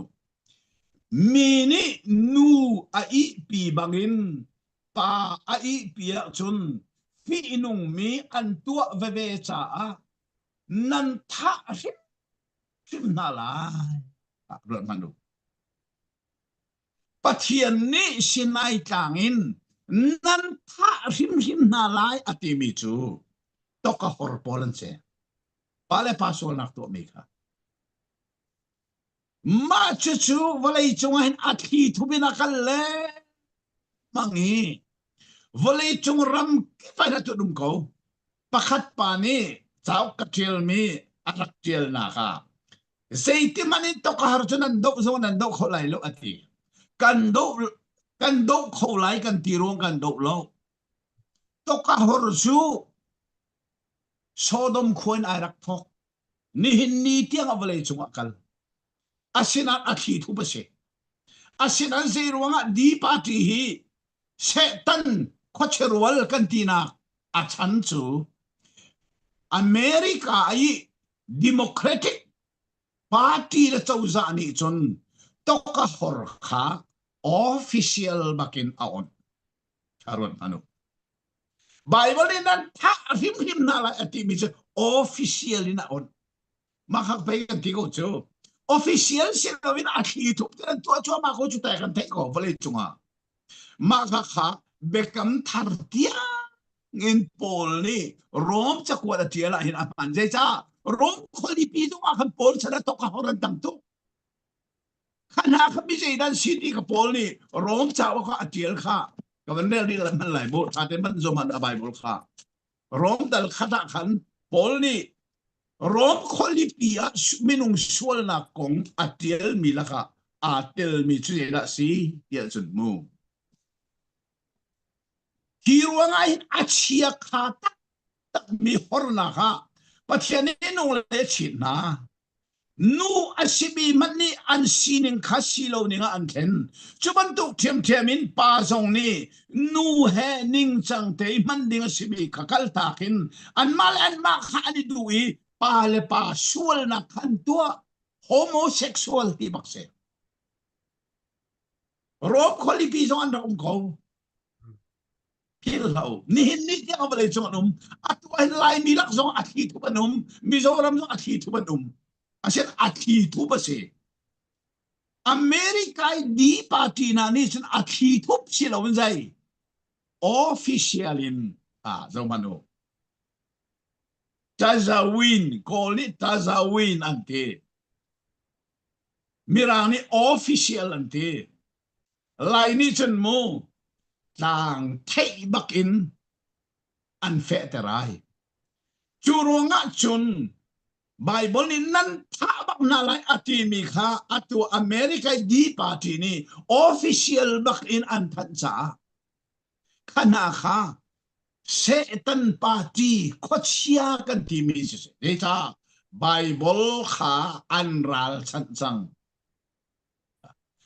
chu cha chun kha di party atan tu lai mi pasita song kha khocherual bak an se Jadi siapa khocherol sikau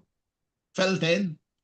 kachim tang kha lai mi pasita tam deu chu Bible siangin an kai han an piang tharlo an tristan thin than baklo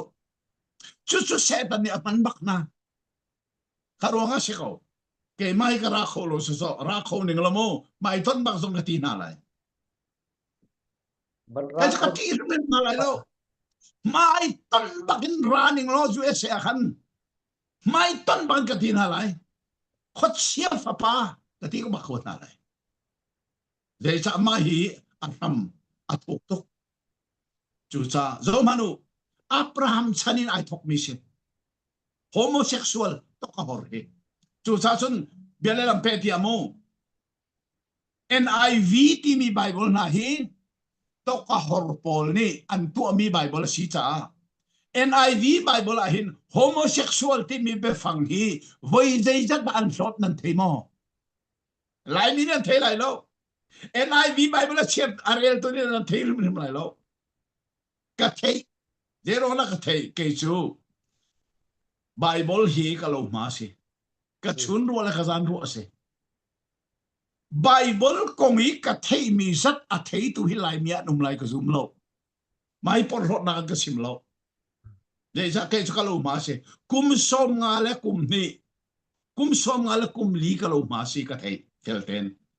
Setan hi Bible zonga hin arak lut tuk narak lut. NIV atu na laka homosexual an umruanga. NIV Bible homosexual tim befang an lot mina zezat dasi. Lai mila angal lo misizan mo. Atu ikan lai Bible an le nak Good News Bible zong hi Jisu thisen zai man arelo mina an si cha lai Bible thianga thisen ti mi kha voi lei li bak an hloti athi na ti an khen khate na lai mina thelai lo se tan hi Bible tiang in alut ti zong hi kan phei ding se chu cha chon atui America i di party atan tu nai chu khocherol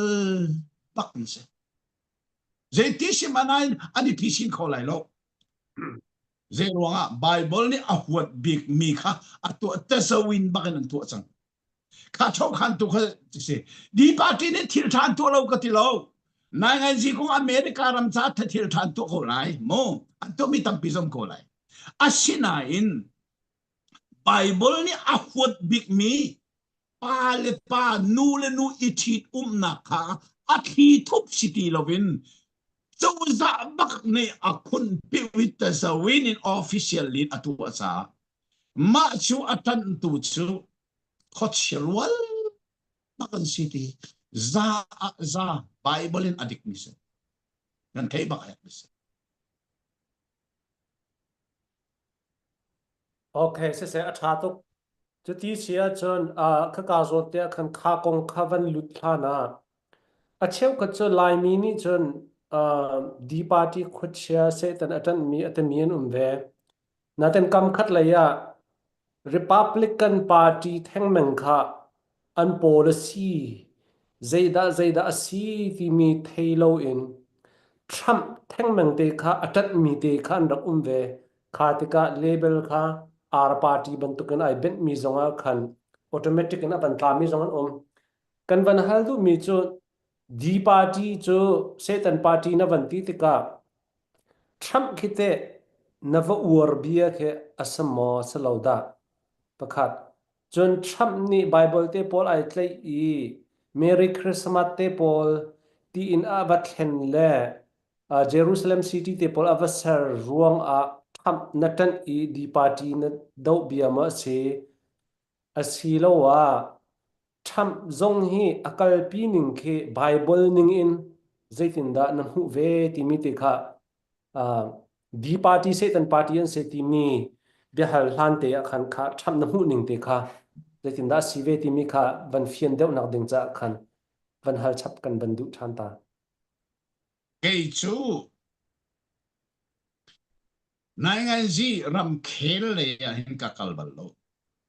kan ramatui do then nak zong a hin ka khorona zong ka pelo asin an tha tu ka cham tiak na Bible ning ten ka mu e ram hroi tu sa tha chamu ate ka cham ko karian se asin an nai ngai ji le ka kalbal lo kal zong karian se lo chu tha chon vai khat ka tial kha pa si ta tuan bui nai ngai ji le kal mi nai chamu mai khot chia ba ka mu na Bible ning asif film lo ti fel den ka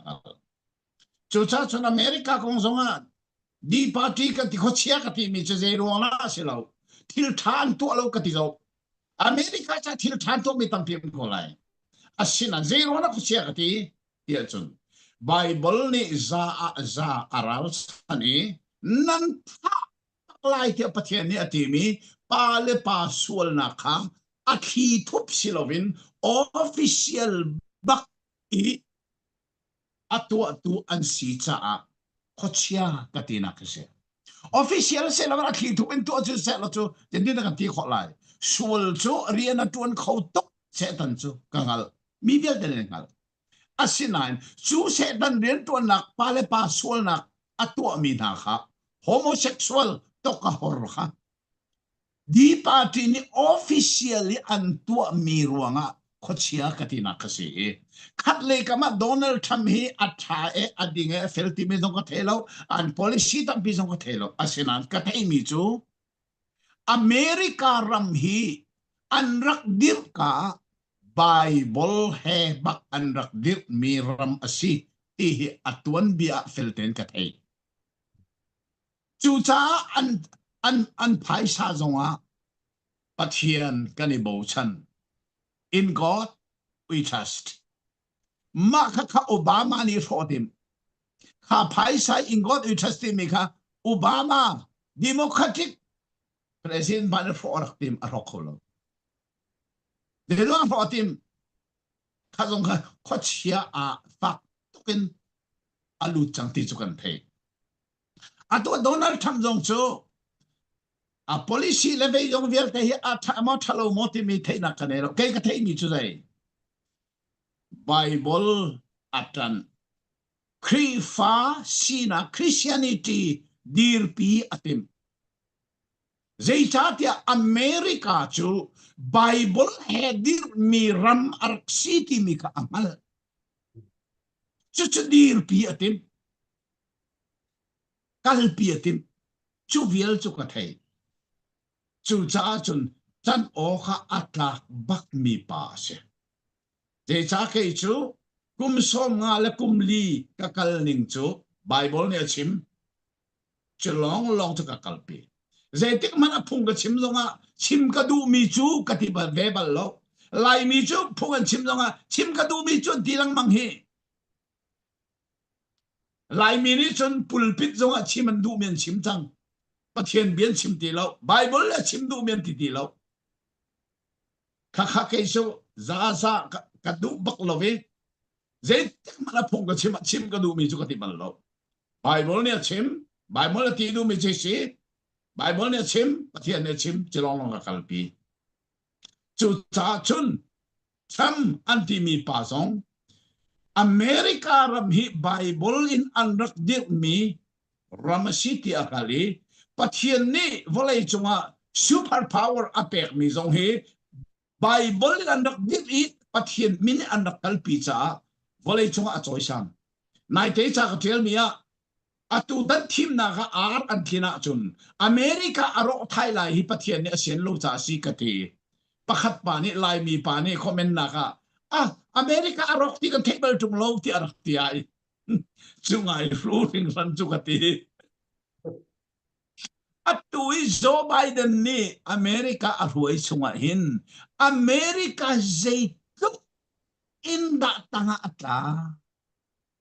economic zeitu in atla ki achungu min zeitu in harna kantuar timicho volei pi these an ma zong ente mo kana kharwat lo in khor har simicho chule nga chai volei pi hi ader thom volei pi himnak so ader thomi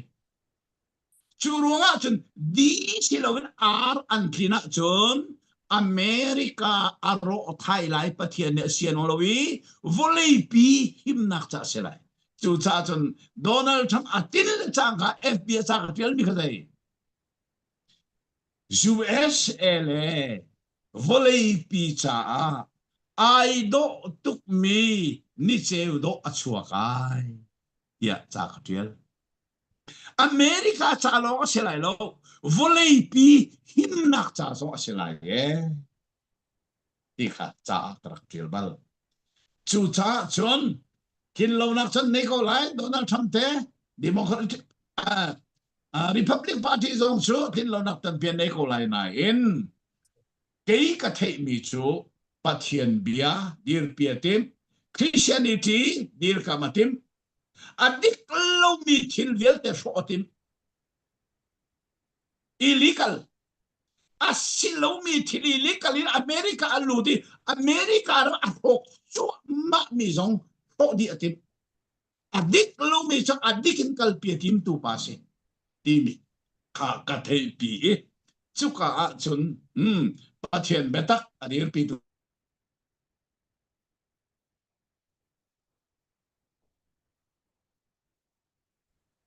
atu kan lai ram zong hi kati ko felten atu kan do then nak zong hi cha tel thon kha mu zero ngala tu tiang kan thun lo lai mi hi kanipal mium fak tu kan pal sa se zeda se do then na ka fak tu kan pal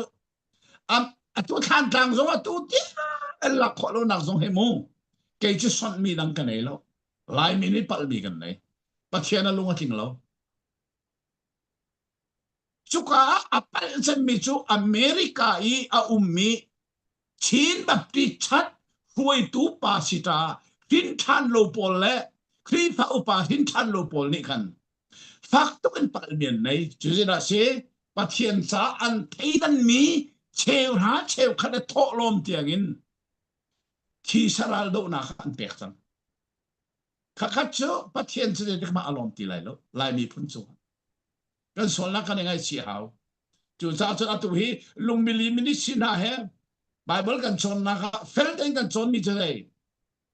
Ezra ni mi phun le ram cha tha cham na ka so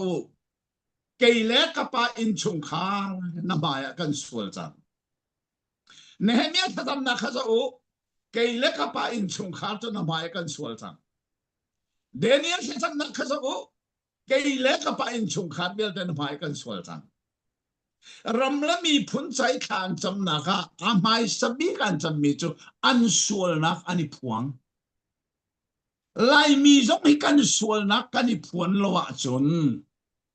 kan ram hi atharin sim lai lo tha chua mi rama kan chan ter sim lai lo kan sual nak yang an tuk pathian bai kan sual nak ke chu sa kan i phuan na hau ti case ko mo ning simo chu ruanga chun hi kan ram zong hi pathian betak dir pi lovin kan kal ni kan sual tak tak lai ni khor war kan chu cha dok then na ka om mi atui an qualipin ti mi kong na thei ti anong big mi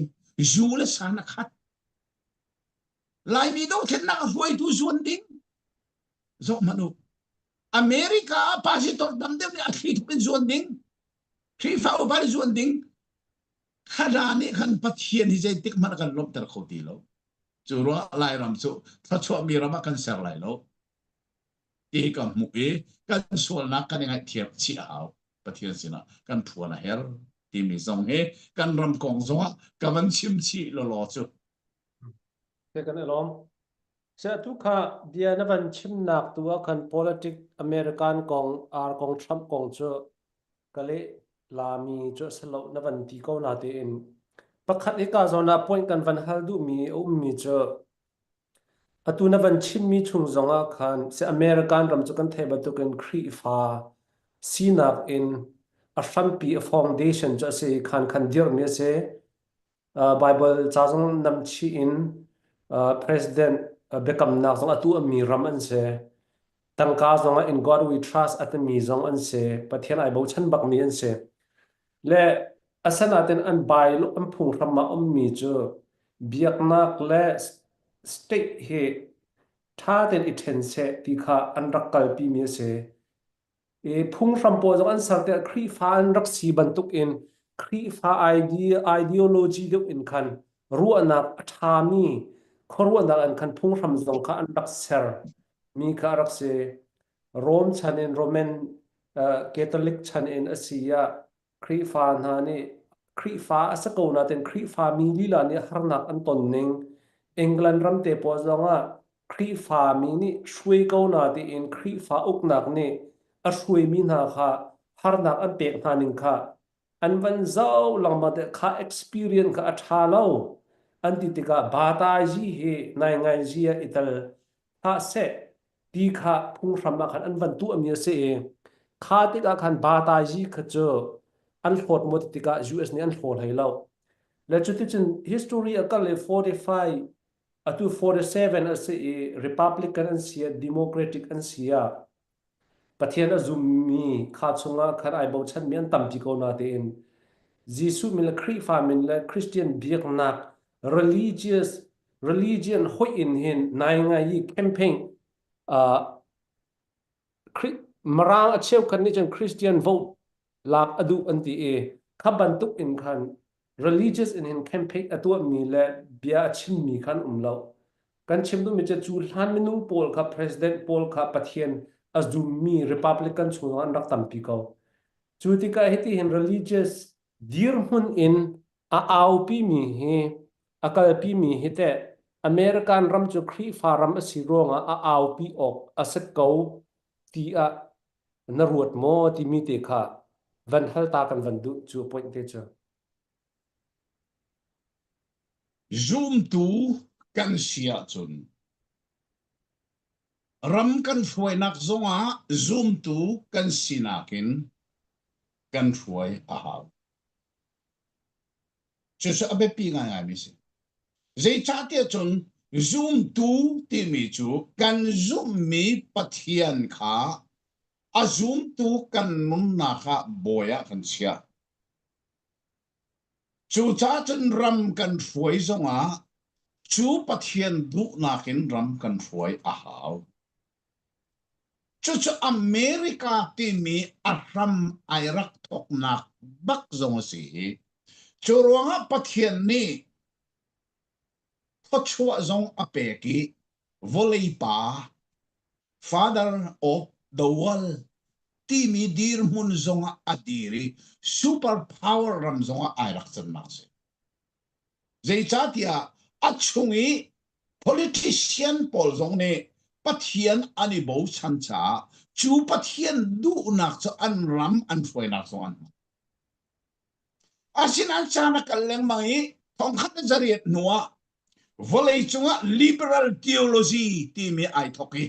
chuni chun zuru ram biak in vielte alon teri America ram biak in vielte alon teri tam deuh dinak se chu vielte ka ti mi chu biak in tam da long chang ai pu menum ti lo ma chu liberal theology se chu cha America i di party ti mi chu ma chu liberal theology ka an kalpi pathian tel tak lovin ram kalpian tim chang chu cha Bible zong chu deng teu in an ral chani Bible an tha ba ti mi pa le pa thin nak zong chu official in an tan chang chu ronga lai mi zong ni Bible siang kai mi pa ni mirang pa nu pi a thit ti mi chu tu le Facebook alar ngai mi si kamu atua hin America au mi lai mi nan fa pa le na nan sin ka mi an than ti ka sun mo nu pi a thit ti ka nu a thi lo kho men chu san an siri te lai atunan kal ning na thit lo ba chan pathian bit takin an itlai lo bi di pa ti nan tan peng sia chun khadir mun an dir te lai chu chu sai pathian zum na an ne ti lo ti ka pathian ral chat in ram kha an kalpi sang churong arok nak se ko di pa ti arok nak se America ram arok chu ama nak chu man se zai cha adang tang bi mam ri se ko se illegal immigrants an atwa lam kau pian hon ma ka an dot na sa silo an ma di dot ruang si di pa ti ka avot tu tang na senti ramdang mi ka illegal yan lutar na ruat manu chu tiang apak na chu an ma ani do chan mi dangan dot ruang refugee an la ka silo lai mi dot ruang lai mi refugee an la ka silo an ma ani dot ruang si an panti ka dir peng se tien du ruang vot tu ka tampium se tien du ruang sa ko chu Haviel ti akal na afram pichu liberal theology. Juru brami biak intam dev alon tertule Amerika rami biak intam dev alon tertu liberal theology ni. Amerika di party ka. Apo di nasa. Chusa siko sedang pislam. Kakasi chusa chun. Pathian azum tu ni chun. Azum mi pathian du nakin ramasway lai. Pathian azum lo mini chun. Pathian du nak sok ti lovin. Walay chung ram long asok lai. Minung du nak long asok chang lai. Minung ni human rights kan nay. Ama ray si kau. Chucha fatha zong ama du nak si. Nula nu pale pasok an ma du nak si. Ha. Pathian du nak pakan man sok ti lovin. An ma du nak minung du nak kan kalpisa. Karuanga Amerika rami fa tokun arok na di party ruang si. Chucha chun religious timi le politic timi chu zaitik ma asidin taktaka ten o athalo mesi. Zerwanga zoom tu asimini ram arwai tika zoom nak lungputin pathian du nak lungputin ramasway. Zoom lo tu ni ramasway tika zoom lo tu lungputin aminung sinak long ramasway. Kakakal ni si chucha chun politic timi le religious kan timi he ten lobe ti sai ding selo zetik mat cheno thalo jeisa zoom tu ni zoom tu ramas woi tika azum mi pathian du lang ramas woi chosa kal ning seko ato alai mi so se ro ta ting kan ro ram woi tu zoom tu sa anum ti lo pathian an ti lo cái chỗ phèn tên cái chim cầu khác căn pa liên hung sẽ không giống lại mi căn pa si cầu tí ra nặng lên tí ra đến siêu cái tí cầu xin anh đâu thiên liều á cruset tua đến cái lâu à tí thì cả chân bắt thiên tí nặng xăm dài ngóm hắn anh ấy lâu mu tí cả hali chúng ta Facebook dùng à chả cái chuyện cả dùng cái chim Bible là phụ lâu mò à Bible là gì thì à chan ai rem à si se ai rem lo si se chim ha Bible khá tan asia chon đâu thiên liều giống á cruset tua chua mà đình kharao nắp cho tua chua mà đình ha Bible khá tan lâu thì cả chun giống mà nu cái người tu liên nu sẽ không giống như Bible là tan thì lâu à tua hiện tại mi phút người tu tâm biết giống như Bible là tan thì lâu USA pasi to tâm biết giống như Bible là tan thì lâu ha ruang á kan mi phun he atu hi ro chik chicken ro ram kan thok ve kha kha je ruang na se aram pi chu zoom tu kan simasilo kan zoom mi pathiani kan nuna boy mo abia Bible hi kan ditlai mo ma kha se chu ruang á chen Donald Trump jong chu ka chim ta ban tokin Bible dir pi tim Christianity dir pi tim America rami thil thalo wil te hi Bible ningin thil tha adik min kal pi tim ti mi chu kan mu tika zoom tu tha ni chun ram athat ter lai zoom tu thalo ne chun ram wil te ho lai chu sa kal ning si ka mu ni mak si second alom se he ka don tu han bi hal nak le beli nak kha van tu ri ko si la question pakhat deu kha chu pai le zong a chan kan nei tika kan van hal than te la ka hen bi hal nak dang te zong la si valei chung ishui nak ram kan zo na tika bui nak I dau nak he an ma le biak nak kha first priority an rak che ruanga ituk dau nak kha rak chhuake patutana D party R party kan ti mi na kan hetin van focus de usi lo democracy ti mi uk nak le communist zong kha dictator tin van te ko usi lo democracy uk nak a hen a tham lai a che lai nihin ni chana hi thil a chuak mi zong he democracy uk nak phung tang en avan chuak mi a si tik a ma hi zaitin da democracy phung lam ningte in valei lei shui nak asami chawza ni hiti thil atu ami he biak nak lei asami ni khanai ngai jia khan vital in vatu ok asamo timi te kha a adile a ar kha chu umri ko se la a democracy timi ukhroi nak chungte a khan ingat in mo chon hi democracy a thama thalo da zaitin da namu ning timi te kha kan van hal du ta minung timi democracy jong arhoi tu chu minung khamare arhoi tu jong minung an si ma kha arhoi tu minung chunga in zeina ma kha ke chu ka mu mi se chu cha America jong hi zeirunga da vale chung ram vial te ra super power rama ai chan atram ka zo mi chu arak khoi tu minung chunga zeidar kum democracy zong arhoi tu minunga omlai zo manu di party zong arhoi tu na an chunga zeida pakhat na kha pathian tri za na an nei ti lo ka pathian upat na an nei lo tri za na an nei lo chu de chon pathian bia ti mi Bible zong ti za na an nei lo upat na an nei lo ruanga Bible ni nan tha baklai atimi pa le pa ithut na song official in an than na zo manu an ma democratic party zong ne son democracy kan kal pian ti ko chu asinan pathian le a Bible an ral chan chan zero an nu la pathian ti na ti lo pathian an ti lo ti ka bia zong Bible non ti ti lo ka se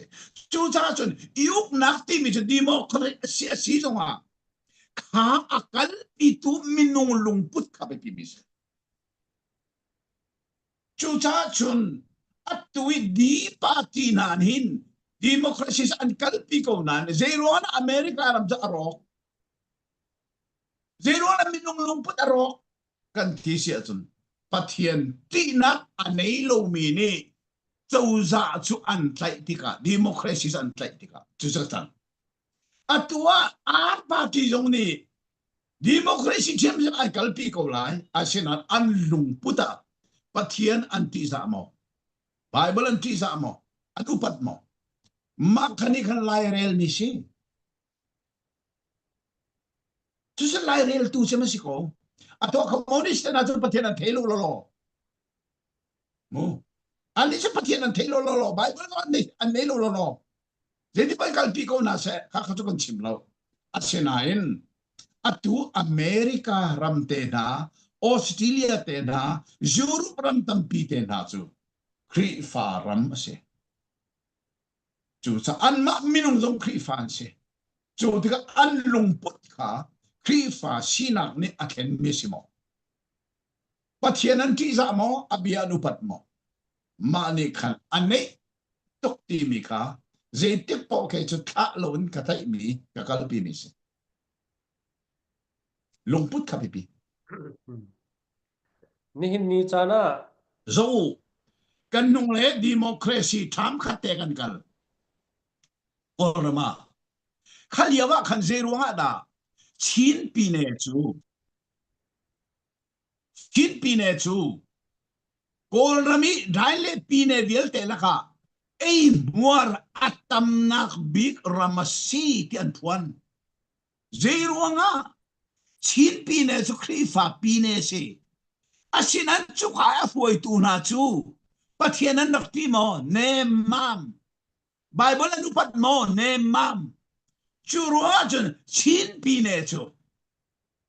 corruption atam nak big pi ne achu zokman democracy kan kalpi ko nan zai tukan na ro na corruption atam aminung ka abe pizong sa apuay na a democracy huay na at sa ay suwe kaselo aminung ka zay po abe pizong sa patyan ang team mo Bible ang lupat mo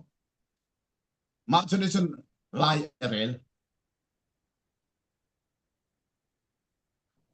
se kan elom se ma he ai van chok ngai biak nak le politics chu then kho salo na ti bantuk kan di zong ne ti Albert Einstein zong ne ti Bible lon film nak cha ki be ti film nak lo knowledge amit a cho ti khabantuk khasala biak nak le biak nak le politics pun khatte akal ok asal lo atami chu zaida Bible he city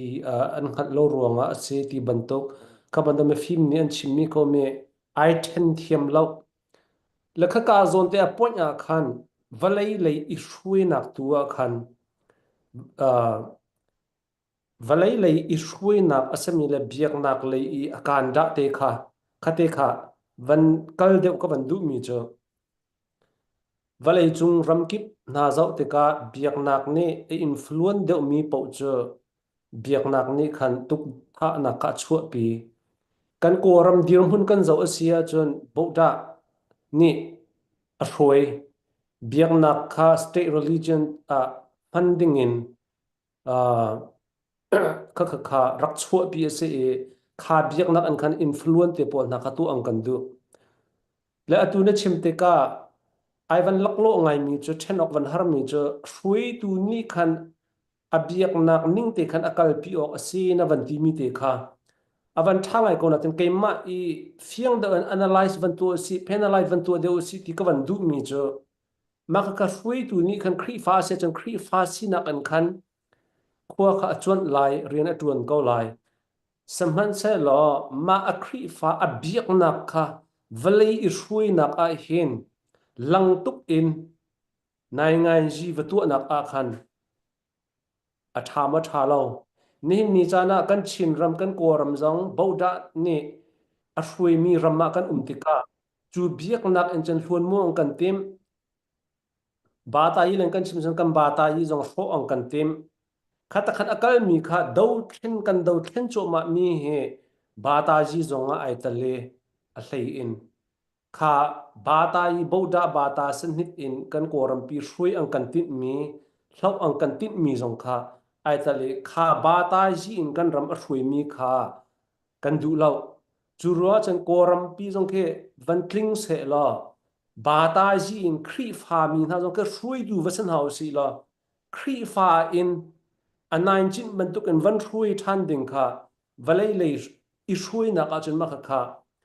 a tha lo anti ruang a secular state in hrui na ti mi phung lam khe tu la kalpi kha se e ma zona kapan fienter du de mi je kha zona khan a biak nak ni i hrui na ka hluan mu in akal pi mi he a tha ko na ti mo ti mi te kha mate ka van hal fian chap de te kan bandu biak nakin kan hruai lai ti kha selo mm biak nak minung lung putin ram kan hruai lai se chu ka simmi se mm ta chun nak toy te van la ning lo don khua kan ma khua don khua la ning lo khua boy atuan mi la ka pathian ati za mi an tuan chan pawa khua thang khua ada pathian ati za bak lo mi khua boy an tuan pawa khua ta nga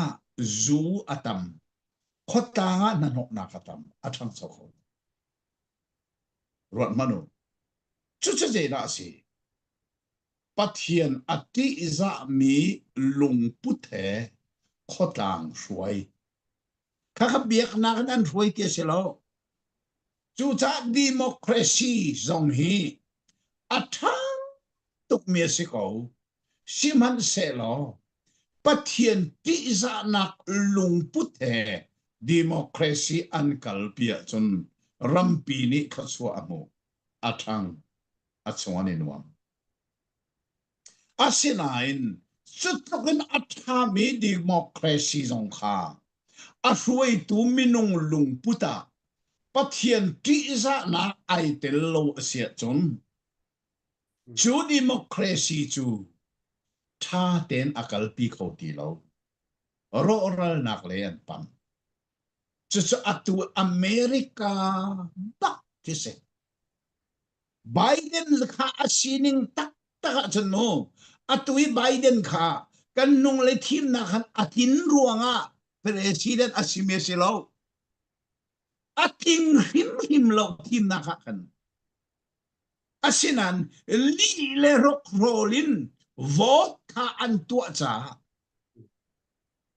zo manu atram kha atman ti lovi Democratic Party lung puthi atman ti lovi churonga atun kumli an hoi America chu khor chunga atla chu ma ko volai opinion thai an maram minan thai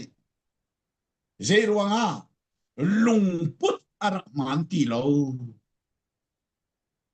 an chunga pathian ti sana a umlo Bible upat na kum ti lo churo democracy chu tha to ko man se an huai tu pa lungput athat lo ti ga chun America sa arok chu mai khor atla chu ma chu a to ning si le hi nangai zi hi bata zin kan huai la tina khasilo a to ning chu atha tuk mi democracy zong hi a huai tu lungput ka pathian ti za anak le upat nak ane lo asia chun cha te na kalpi kholo lawa pial ko la arok sung sal ko la athat tuk mi democracy athat man tu kin a huai tu pa kha pathian ti za anak le Bible upat nak ane asia chun พอชัววันลูนักแค่รำจักรปีกจนสักครั้งหนึ่งสิเบียงนักกันถอยไหลที่นักเสลาบาทาจิกันถอยไหลที่นักเสลาอันรวยตู่ค่ะ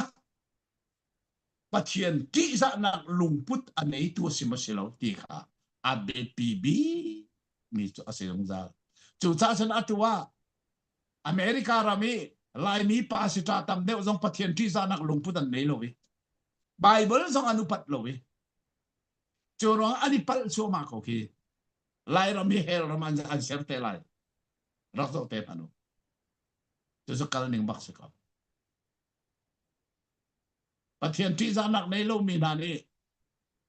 รามันช่วยสิ่งที่มันทุกอัฐามีรำช่วยนักสงฆ์เสียอัฐวยตุมินุงค่ะอันลุงพุทธปัจเจียนที่จะเอาไว้เบียกนักลุงพุทธอันนี้โลกมีมินุงปัจเจียนที่จะเอามีเสียเจติกบัตรเขาแล้วจุดสกัลหนึ่งอาศัยที่เหตุจะเฟลเอ็นก็บุกไปกับดีร์พิจงจามิสเสกกันอารมณ์นับยากันหลักเตะกันrefugee illegal in an lak min ha cha an ma na dot ruang a se navan ti mi point zone te kha ma kha mi dang zong nan ti mi cho ka thai mi cho refugee democratic party ne an lak min ha cha an ma kha vote nei tam dinga senate he congress he vote hui vir du ruang a illegal zong an lak mi se ti mi khan chim mi se upani chim mi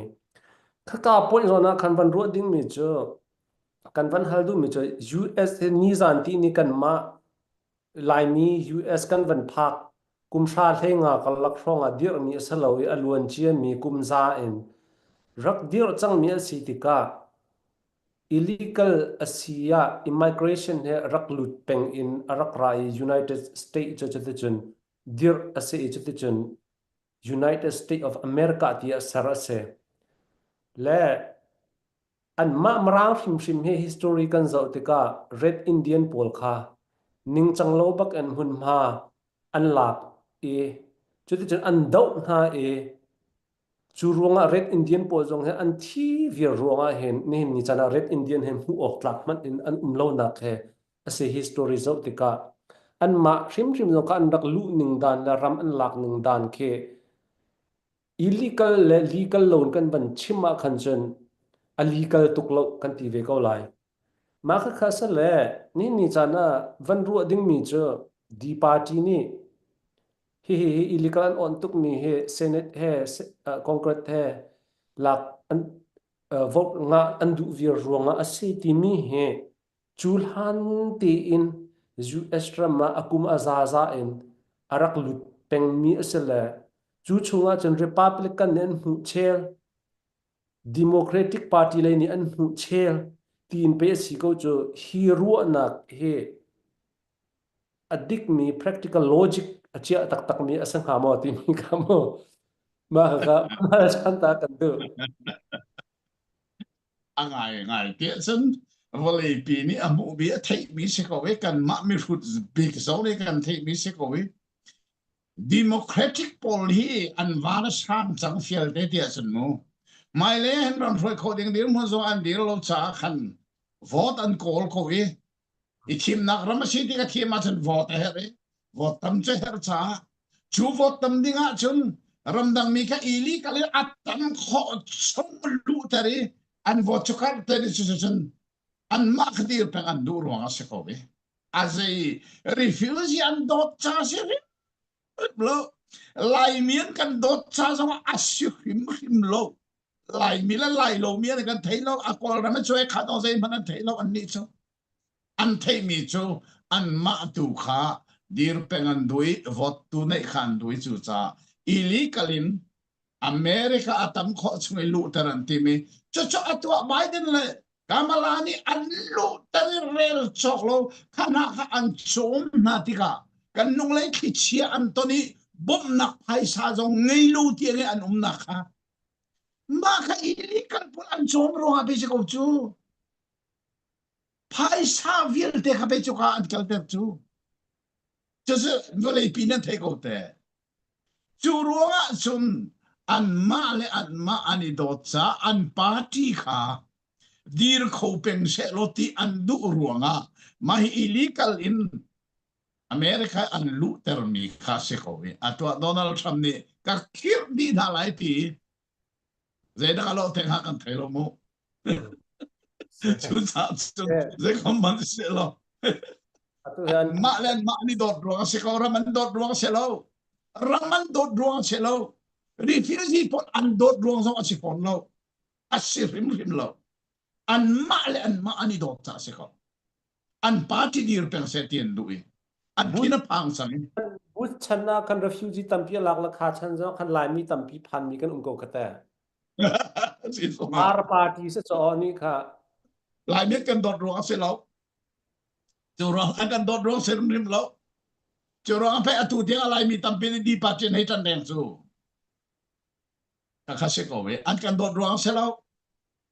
anh mà lại mà đi đột ruộng sẽ anh party kha anh thiên phàm chạy atu cái chim chân kha Biden hi atua president si mi hi team na ha atin ruộng sẽ lâu atin bak lâu team liao kan Biden atin rim lâu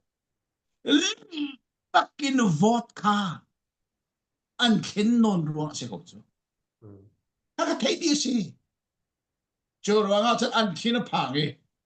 vot tu ding kan ko li chu sa ram dang mi kha illegal in atam kho so lu tar khan di be ka se ko zai dang ruang a se lo chu cha chun di party pol hi chu a zai lei power hin mo ram phok tu ba kan se ko Amerika apok tu sini patin se ko lenang sela chu sa Amerika atlak chu ma nak song di party rong se takha atwa Donald ze thamne voi ni tiang mei thal kai ka luat na thi pathian ni akaluat ter sanum arok chang mi Amerika ren Amerika hi ngan ter than hi pathian ne ka tu chu asilo khol asibak mexico voi ni tiang tiang mei thal ka thi nak aluat nak song chu America aro thaila hi pathian ne siang lo deisa asam anak dir na ka pathian le bible chil sare anak dir mi ram si ka pathian ne phil velo chu sa atu Donald Trump hi tin sa so se lo thi nak chon voi ni tiang aluat nak te na kharut manu ka khana kha ngai te di party ni pen ka ko chu an mani an roi pe se ko chu ka zong ka an luat na ka tiang tiang an luat na ka pathian ni America ha rot ta se ko chu se kan be ru nuam ngai ngai se kam khat le ma kha na van chim le voi khat nak kha Biden he debate an tu le an tu kho le chang ka den kha an tu liwa chim mi cho Spanish job black job ti mi kong kha chim to Spanish job black job ti mi cho pizza te por McDonald te por warehouse te por rian tun mi khe an marang po ni chem black job Spanish job tin an hu ning dan ka se ma kha minung tam pi kan thin rak hang to kha rom pala khan ma kha ka anak kha tong an huwa Kamala Harris he debate an van tu than le chicken zelo cat le dog ei kong kha ma kha van chim than ta zai ro da president pi ni ti hin bia chim ti batun khan avan phun zai mi kha valai chunga khan social media khan avan khat kha thom pala khan ma kha ka tip na kha van chuak khoi lema khasal menung tam acheu khat nen ti mi chama hi ama hi a racist tuk ruanga hiti hin khaban mara pole acheu khat racist kha an racist tu kona ta adu baklo mi khan umve ruanga khan khata khan ka anak he hitiang tiang a racist tuk ruanga aton ka antim na kha se ti mi zong khamo chimni khan umi cheu khat pol zong athin hang mian tam ngai mi chu kan ma black kan si zonga US rama police zong engineer doctor rian sang sang atun mi tam pi kan nei ko kan ko jute zeja black job Spanish job ati ti khan athin hang online social media phosal mi khan ban len la lemak kha bekal lak van ten mi sela adong nak lai kapa cho tí xia chân se na chim mi point ka di party cho Satan party an si ti nak cho Mm. pathian Mm. mi adult mi homosexual gay married te pol asia LGBTQ asia zai zai asia ka pathian ni adu lo mi ka official in apom du an si ronga Satan party an si na ti nak ka appoint ase Se, se, an lom asibak. se se le makha cheu khat ni chun history is repeat itself anti bantukin Sodom la Gomorrah bantukin kan ni hin ni chana han avan chuak mi ase ve ko ti jong kan ti le pathian planning kan zat ti ka chan dong la ya chun sual da akar Mm. lai ti si ti ka khan kan bia fum nak le Mm. bang ka sila ma zong khi pathian planning ase kong ha lo mamu pakhat nak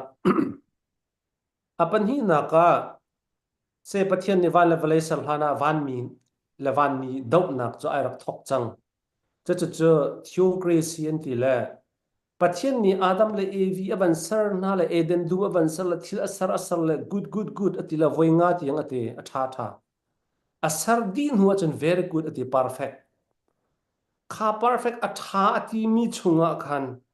pathian rim ni arak sar mi chung zonga khan thil tha long te salo in Adam le Evi ni du thim na free choice apek na democracy eden du ma asare kha chunga free choice apek na e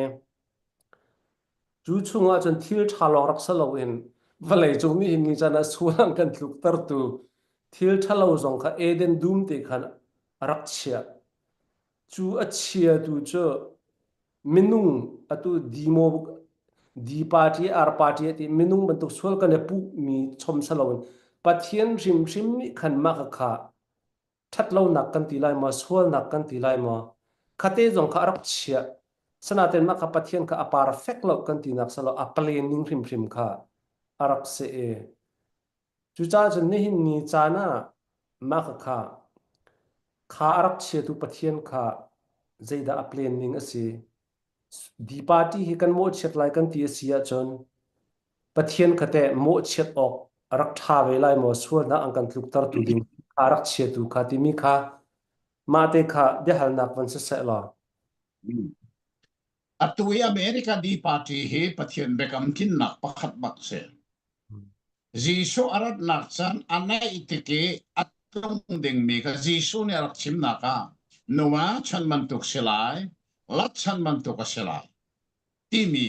nuwa chan sual nakhi nule pa sual nakse, lat chan sual nakhi pa le pa tiang sual nakse. Ma kaka Jisu ni arat nak chan anai lai nak konge arak chim mi zong ka. Atui Amerika di party ni an kin terba. No? No pala pasol na homosexual ka rani arak ting mika Jisu ni arak sithan tela ati mika atua aking ba kakapathian ni sise ati ruanga silaw asilay ning mika amu sung chase John Eden dum kong zong ta den zo haw pathian ni siala ta te dan nak te tua kakakhan e la ati ta mo e la ati so adu tim nakarak mang ko se tin pathian ni dai nakal tak lo atua lo dinga kanadu ei la na ya chuna filai ka zoman chorong pathian ei la se tua la se ti du adu thim na ka zalong ten amani mang ko se tia pathian ni thim ding kha achim lo se lo achim lo chon pathian ni ami phun na kha kana ma man lu la je da chim nan maya thi nak le nun na che ser nak le chu nak ka sia chu cha chon nun na khi thimu kha andu mi po thim ko se pathian ni ti lo se thim ding achim lung za mm asina in andu thim na kapathian ni atlai frame lo chubel te cha abe pi tak tak thim ding achim asina in athim ter lo ter ti mi ka ana in by force in adu thim na kha atlai frame lo chese minung kan sinak asan nak chemase atu tiang zongat pathian ni du thim na kan pekri Afapa ngay chuna kan pek Jesu Kri kamnak pailam ta na kan pek aman lovin chusen menong du thim na thim okse asena a thim lo mi tam pinum ko a thei mi lak so thim lo menum ato a thim mi kanum chuman tuk bak chu se chu za chun minung du thim na free choice ti mi he pathian ni apek nuwa ama thu si ko se pathian ni atibal lo thim ding a chim zung za chu chu an thim du le du lo bel de chu ana in kha an du thim na atlai lo atlai bo lo chu ronga pale pa yum nak ti mi zong hi Bible ni adu lo ning a chim chang atha zong nan tha na lai ti se chu tiang tiang a chim chang asinan an du thim nak atlai bo le lo chu ronga America pale pa nak chu Democratic Poll ni kan official ni an than chang lo karong Satan Party kan tinak song se Satan Party an ti mi himu an silo an sinak dik tak simmi se Democratic Party la atan tu vel Satan Party se ko zai ruanga pathian ni ahwat big mi kha an du thim nak mangin atwa official an that sang chutok Satan Party so ko ti lo za sa pa kan se ko ti kan thei hao kan du thim nak pathian ni dei teng man atai rem atu zong an pathian be ka bathing Jesu ran nak sa nanai plan liu man tok man an site lai ti an siko ka pathian ni a siter mi se lo pathian ni du thim na fa pe ko ri athal e thim ninga du a fa ba Jesu thim ninga adu asena an thim du lo ti ka an du thim na pathian na tlai rem ti lo churo sa an du thim na kin pa le pa nu pile pa sala ni ti nu le nu ani ti cha kaman tuk tiang an na kha pathian ni minong du thim na atlai rem bal lo thim ding tu achim zong zal thim ding pathian ni achim mi an thim du lo ruanga thim lo ding khani thim se ko tu ta pathian bekam atin nak si ti Jesu ran nak chan jong anai ba atu hi se tha to Bible ni chan dong lai a chun ram khat zong na daw lai ma chung khar zong na daw lai ati e mi chana han kan chin rama kan ma zong kan daw chang he a adam ko chim lowen ke ban tuk ve te ke chan dong na alak tar na asako ro tia ka van ro le na van chim mi kha ka van ro ngai mi aseve la ai van tong thiam ngai kha zon tua khan hiti hin 10 ok asalo mo tia ka ru ami umi mo ma te che zaitin na ru aning dan Jesu pathian ni eden du masar e chu eden du ma chen free te in du mi po thim kho ding in khan free choice apek na democracy ram asar samhan se lo na chim ban tuk in khan kam khat la ya pathian ni warning apek na ra rin na apek than mi na cho nan ei lai lo ti mi kha atin ha chu cha chun kha ukhrui nak se e ukhrui nak lai kap in pen nak lai kap in pathian ni atha he achia he eden du ma achia ko na tin biak nak lai kap in khri fa ka sin khri fa biak nak lai kap in thil tha lo he chu nan ei lai lo thil tha he thimu ti kha chu achim ta na chu cha chun ni cha na valai i shrui nak democracy ra ma hin thil tha he thil chia he ume democracy rama di party ni chon pathian ni adu lo mi kha an vatu chang an vatu e an confirm pathian ni eden du ma thil thai thil che official ten achhe bantuk in di party zone official ten an che ve chang atu official na timina bia khang kai ban hlan ve sia chun kha senate in kaban nol transin pathian ni chun achhe ko na ten ei tha u nan ei lai lo ti kha chu ati tan ha te ka kan mi khri fa le kap zong in nai ngai ji ni vale ni a shui mi phung kha pathian ni kha thil thai thil che achhe mi kha ka phung lam ase ati a phung ase ati Bible shil fia tu scholar pon an vanti na ka chu cha chun hi vale i shui na ke phung lam la democracy phung lam na ni avan kal pi tika sual nak zong akar ve human right anti ruanga sanaten pathian ni nan ei lai lo ati badu khan zoom tu min ha ni hen zoom tu mi nani kan kha ishui nak chung politic a khan politic khel lo in zaitin da kan rian ma hi kan tuan vo hi kan lak ning a silai ti mi te khe alam a mo ti mi te khe ma ke Oh, pan hal thian kan du mi se they got much set lo. America ram aro nak big pakatsu human right.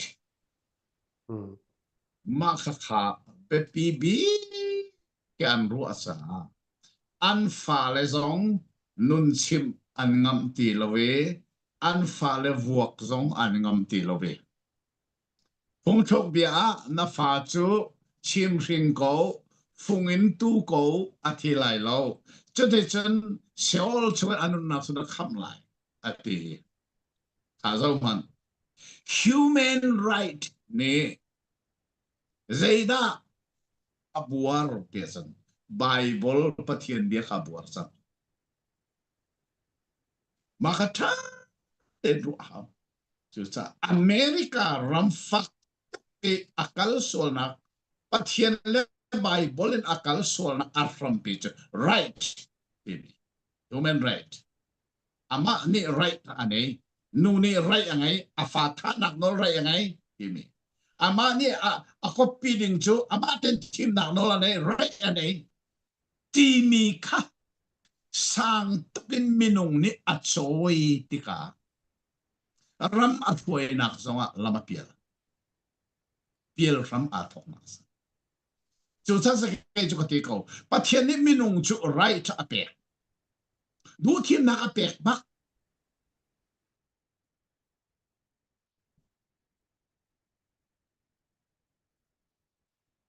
athalo mi team athau zung zali atha mi team kha afiel zung zal right ape tu ni a right a mannak ding ka pathian ni achim ma khakakan ngal lo asia chun menong hilam piel ram kan tho ma khasiko jasa Amerika le merang kan ti mina song ke ska war sim lo nak sama khasiko Amerika song a war sim lo ke cha fel deng ka ti ko ka fale song pakhan maram na ka kalter velo ko war lo dai cha pathian le abianakin minung ni angai mi right a war mi ram chu ti anung lolo ti chu right angai mi ni le athami ni team ti lo athalo mi lo an team chang nan tha di lai ti mi ti an team chang official at one tan chang manu chu karam nai fa vane lai chu atin ka ti lo te chu karu atin ka ti chu cha chon je common se lo si na behal mi ka kheng lo ko men asinain pathian ni minunga apek mi right hi ka pek change ama adudun se te pathian atil sim lo kha a right kha amanak ding hi pathian ni achim zung sa ai thim ding mi ka pathian ni achim zung za machu achim mi ningi akal lo pawa minung hi apiel changi chuti apiel tika jan ram ruai nak zonga apiel chungkhar ruai nak zonga apiel ama pumpak ruai nak zonga apiel lama piel zero nga right ane mi kha pathian ni chuka leya na right khamang atinak leya man adu lo nunu chu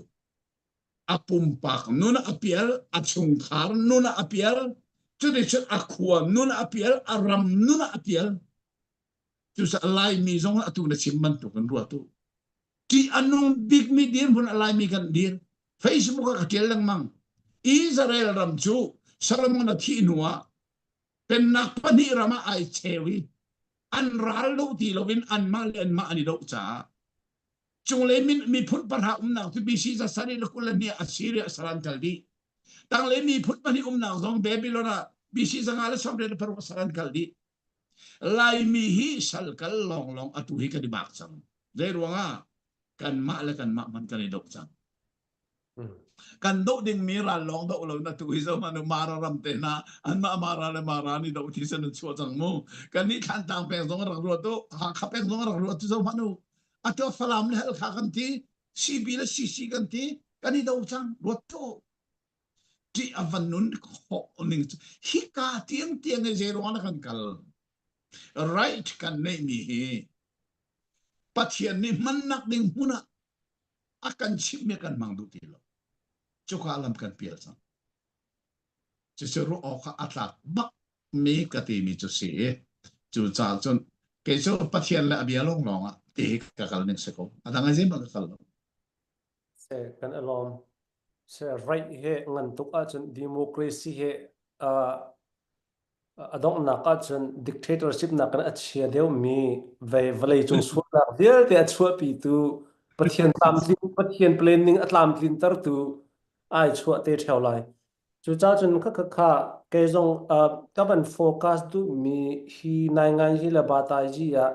ka chun ning la principle chu zai da si ti sia chun pathian ni sol nak le thing thei tha la thing thei chia kha eden du ma achia asana te pathian ni ei loading in khan bia kam ta ha ban tuk in khan ni mi chana vlei chunga sual na akar chin lang mang lai aleng lei i a tha lo zailo e ti nak an khan a chung tak tun hen pathian ni ei lau ati ban tuk an zoom tu asami na ni hen nan ma ban tuk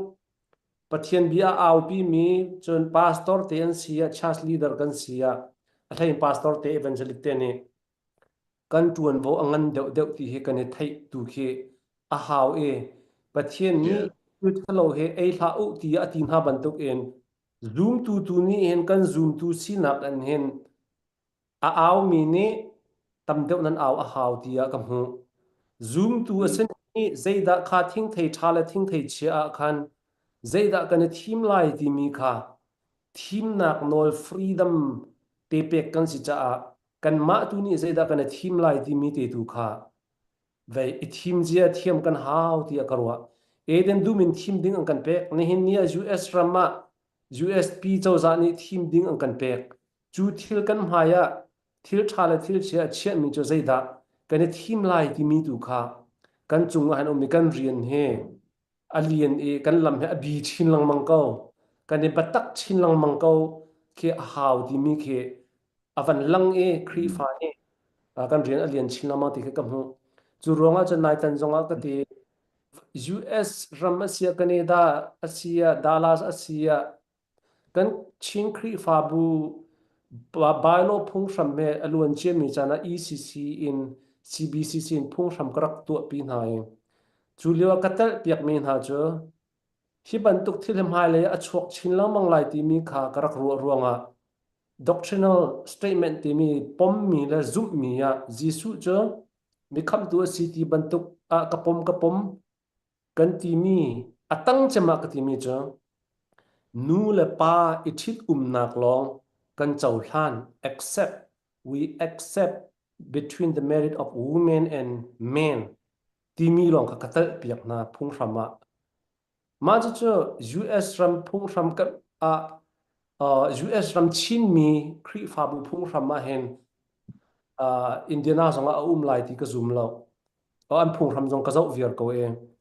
la ka chim du mi chu khat tu khan hi vlei chunga thil atlung mi tu he zaitin da tan kan lak deu lai e kan defend deu lai zaitin da kan lo ma kan kar ta lai ti mi he khri fa arian kha batak ti in ithei in khatu khatuan vo alak ding ase ti mi kha ma kha ka kal pi ning la ka chun ning ase le adong nak lai tua na bia di party long kha ve na van pu deu la chan dok nak ar party le zong ha ka mu mi te pakhat a Rana revelation a mi chu chan dong la ya chun thapan hi ngai mi ni choi na lai ti ban tuk zana zik zak kan achiu mi te kam hu ti mi ban tuk kha kan hu e chu bible le thiam sang min an ti mi chu ni mi chana chun technology san ronga chu thapan hi ti mi chu van long asalai an te zigzag and achieve mi chu zana moto kan mo te ka amhai le achieve mi khe mai hi bible ni arak nu chung mi salai ti ya anti le revelation angan hlei thum so roda ka ti chu chung than mi chu ni dong la ya chun milem sar mi zong milem zong an hol kholai ati chu milem chu adong na ka chun a biak zong an biak lai ti ase chu cha chun ka van ru mi chu ni mi chana Elon Musk he Elon Musk ke ar party le se chamo Donald Trump asa pot tu se chamo valai chu chim Site. kan akan asim bak ke zong ke na chim di party he pathian bekam tlam tin na ti badang Elon Musk ang pathian bekam nak tlam tin tar tu ase teng hamati ka van ru nak cho milem ha zong ni an hot khau te lai ati e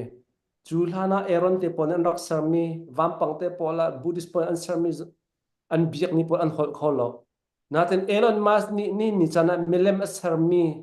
cho hot khau chang cho ru ar sa chang cho hot khau chang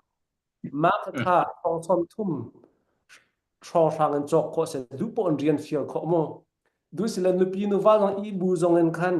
tho hom la chen khalong kharol chum tar khin tar restaurant atu mi ni khalong kharian fiel tha thu zong a foi te ka ta khan a phun phun that na ka chet na ka chot pi kho an hu chen ma kha hol kho chang chu cha chen ma he bible ni a chim mi a tlin tar a tlin nak sa kong ha ro ni kha ta van ru te Site.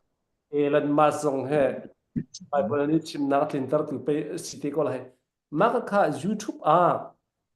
valei chung me phim pol vial te bechim na an som ton na YouTube X ti mi a khin ka so tan la an ti mi chu ma AI pol le robot pol ke mai le ya chun mi nun nak zong alak te lai ti ase ti nung tuk ti ase an ti tuk lai an hu chun an biak zong an biak te lai ti ka ase le ka ban chim du mi chu kha ban tuk te pol kan ban chim chei mi zong kha tan dong na khe Site. ala tu sa ko ha lo mo ti mi kha ka ban ti Elon Musk ni atu mi robot pol zong a hol kho mi chu te pathian tlam tlin tar nak le se tan kho khan nak na san ha mo na ru na dong na kan ko min ban tu te na Sikau kau kasi ro nak tampi kanelo sidong sikau mi sikau ro hartila sikau.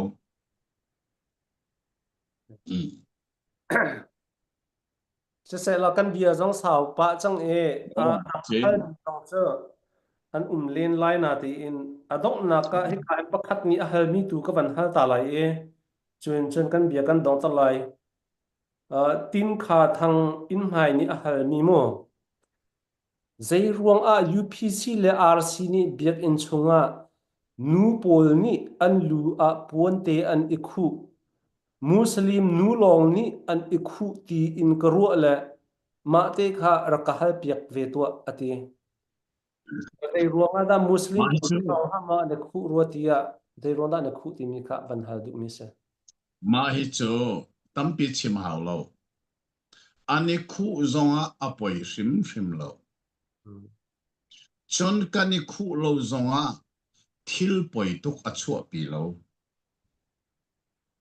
Plan liawi Bible anrak til na volei.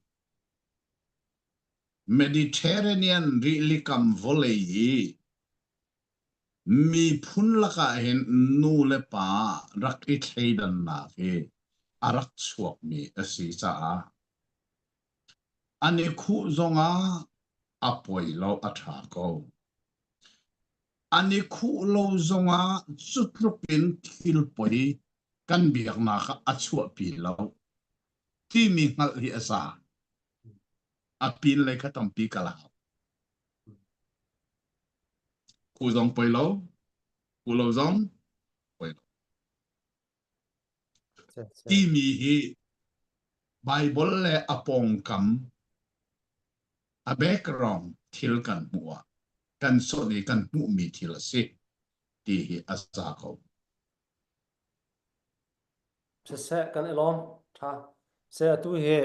zan avan tlai ngai chang kan ru avan sao pa e be hal na pakhat kan nei mi kha chu ka mai le ya chan na kan nei than sia chun Yeah. song kan nei te lai e tu ban tuk e bia ru nak ngai tu si ka ban ti chan pa wa be ru ding in chan na ka van pek ton cha khan kai lom tuk ti mi kha ban nol than ka du e ang kan zo chung zonga kai lom kan kan chim chei mi he a pathian ni ha ko na kan pek pek sa la thla chhuat na kan pek pek ko sa le adong na ka sia pa ni na chim du mi kan beru na chung he khabar na du mi ma chen van chim la chute chen kan program kan ban di tang lai Làm lâu giờ mất xem đây một này lâu elo se si chen a tha kan elom sem hai le zong an da ya chen pathian bia cha kan ru than long mang ko lai e sẽ se chu ti se kan zau tu nin di lap chunga kan lom he vialin tu zan kan beru na chan kan ban dok mai nan za te mang thao jing thao mà sẽ làm một tháo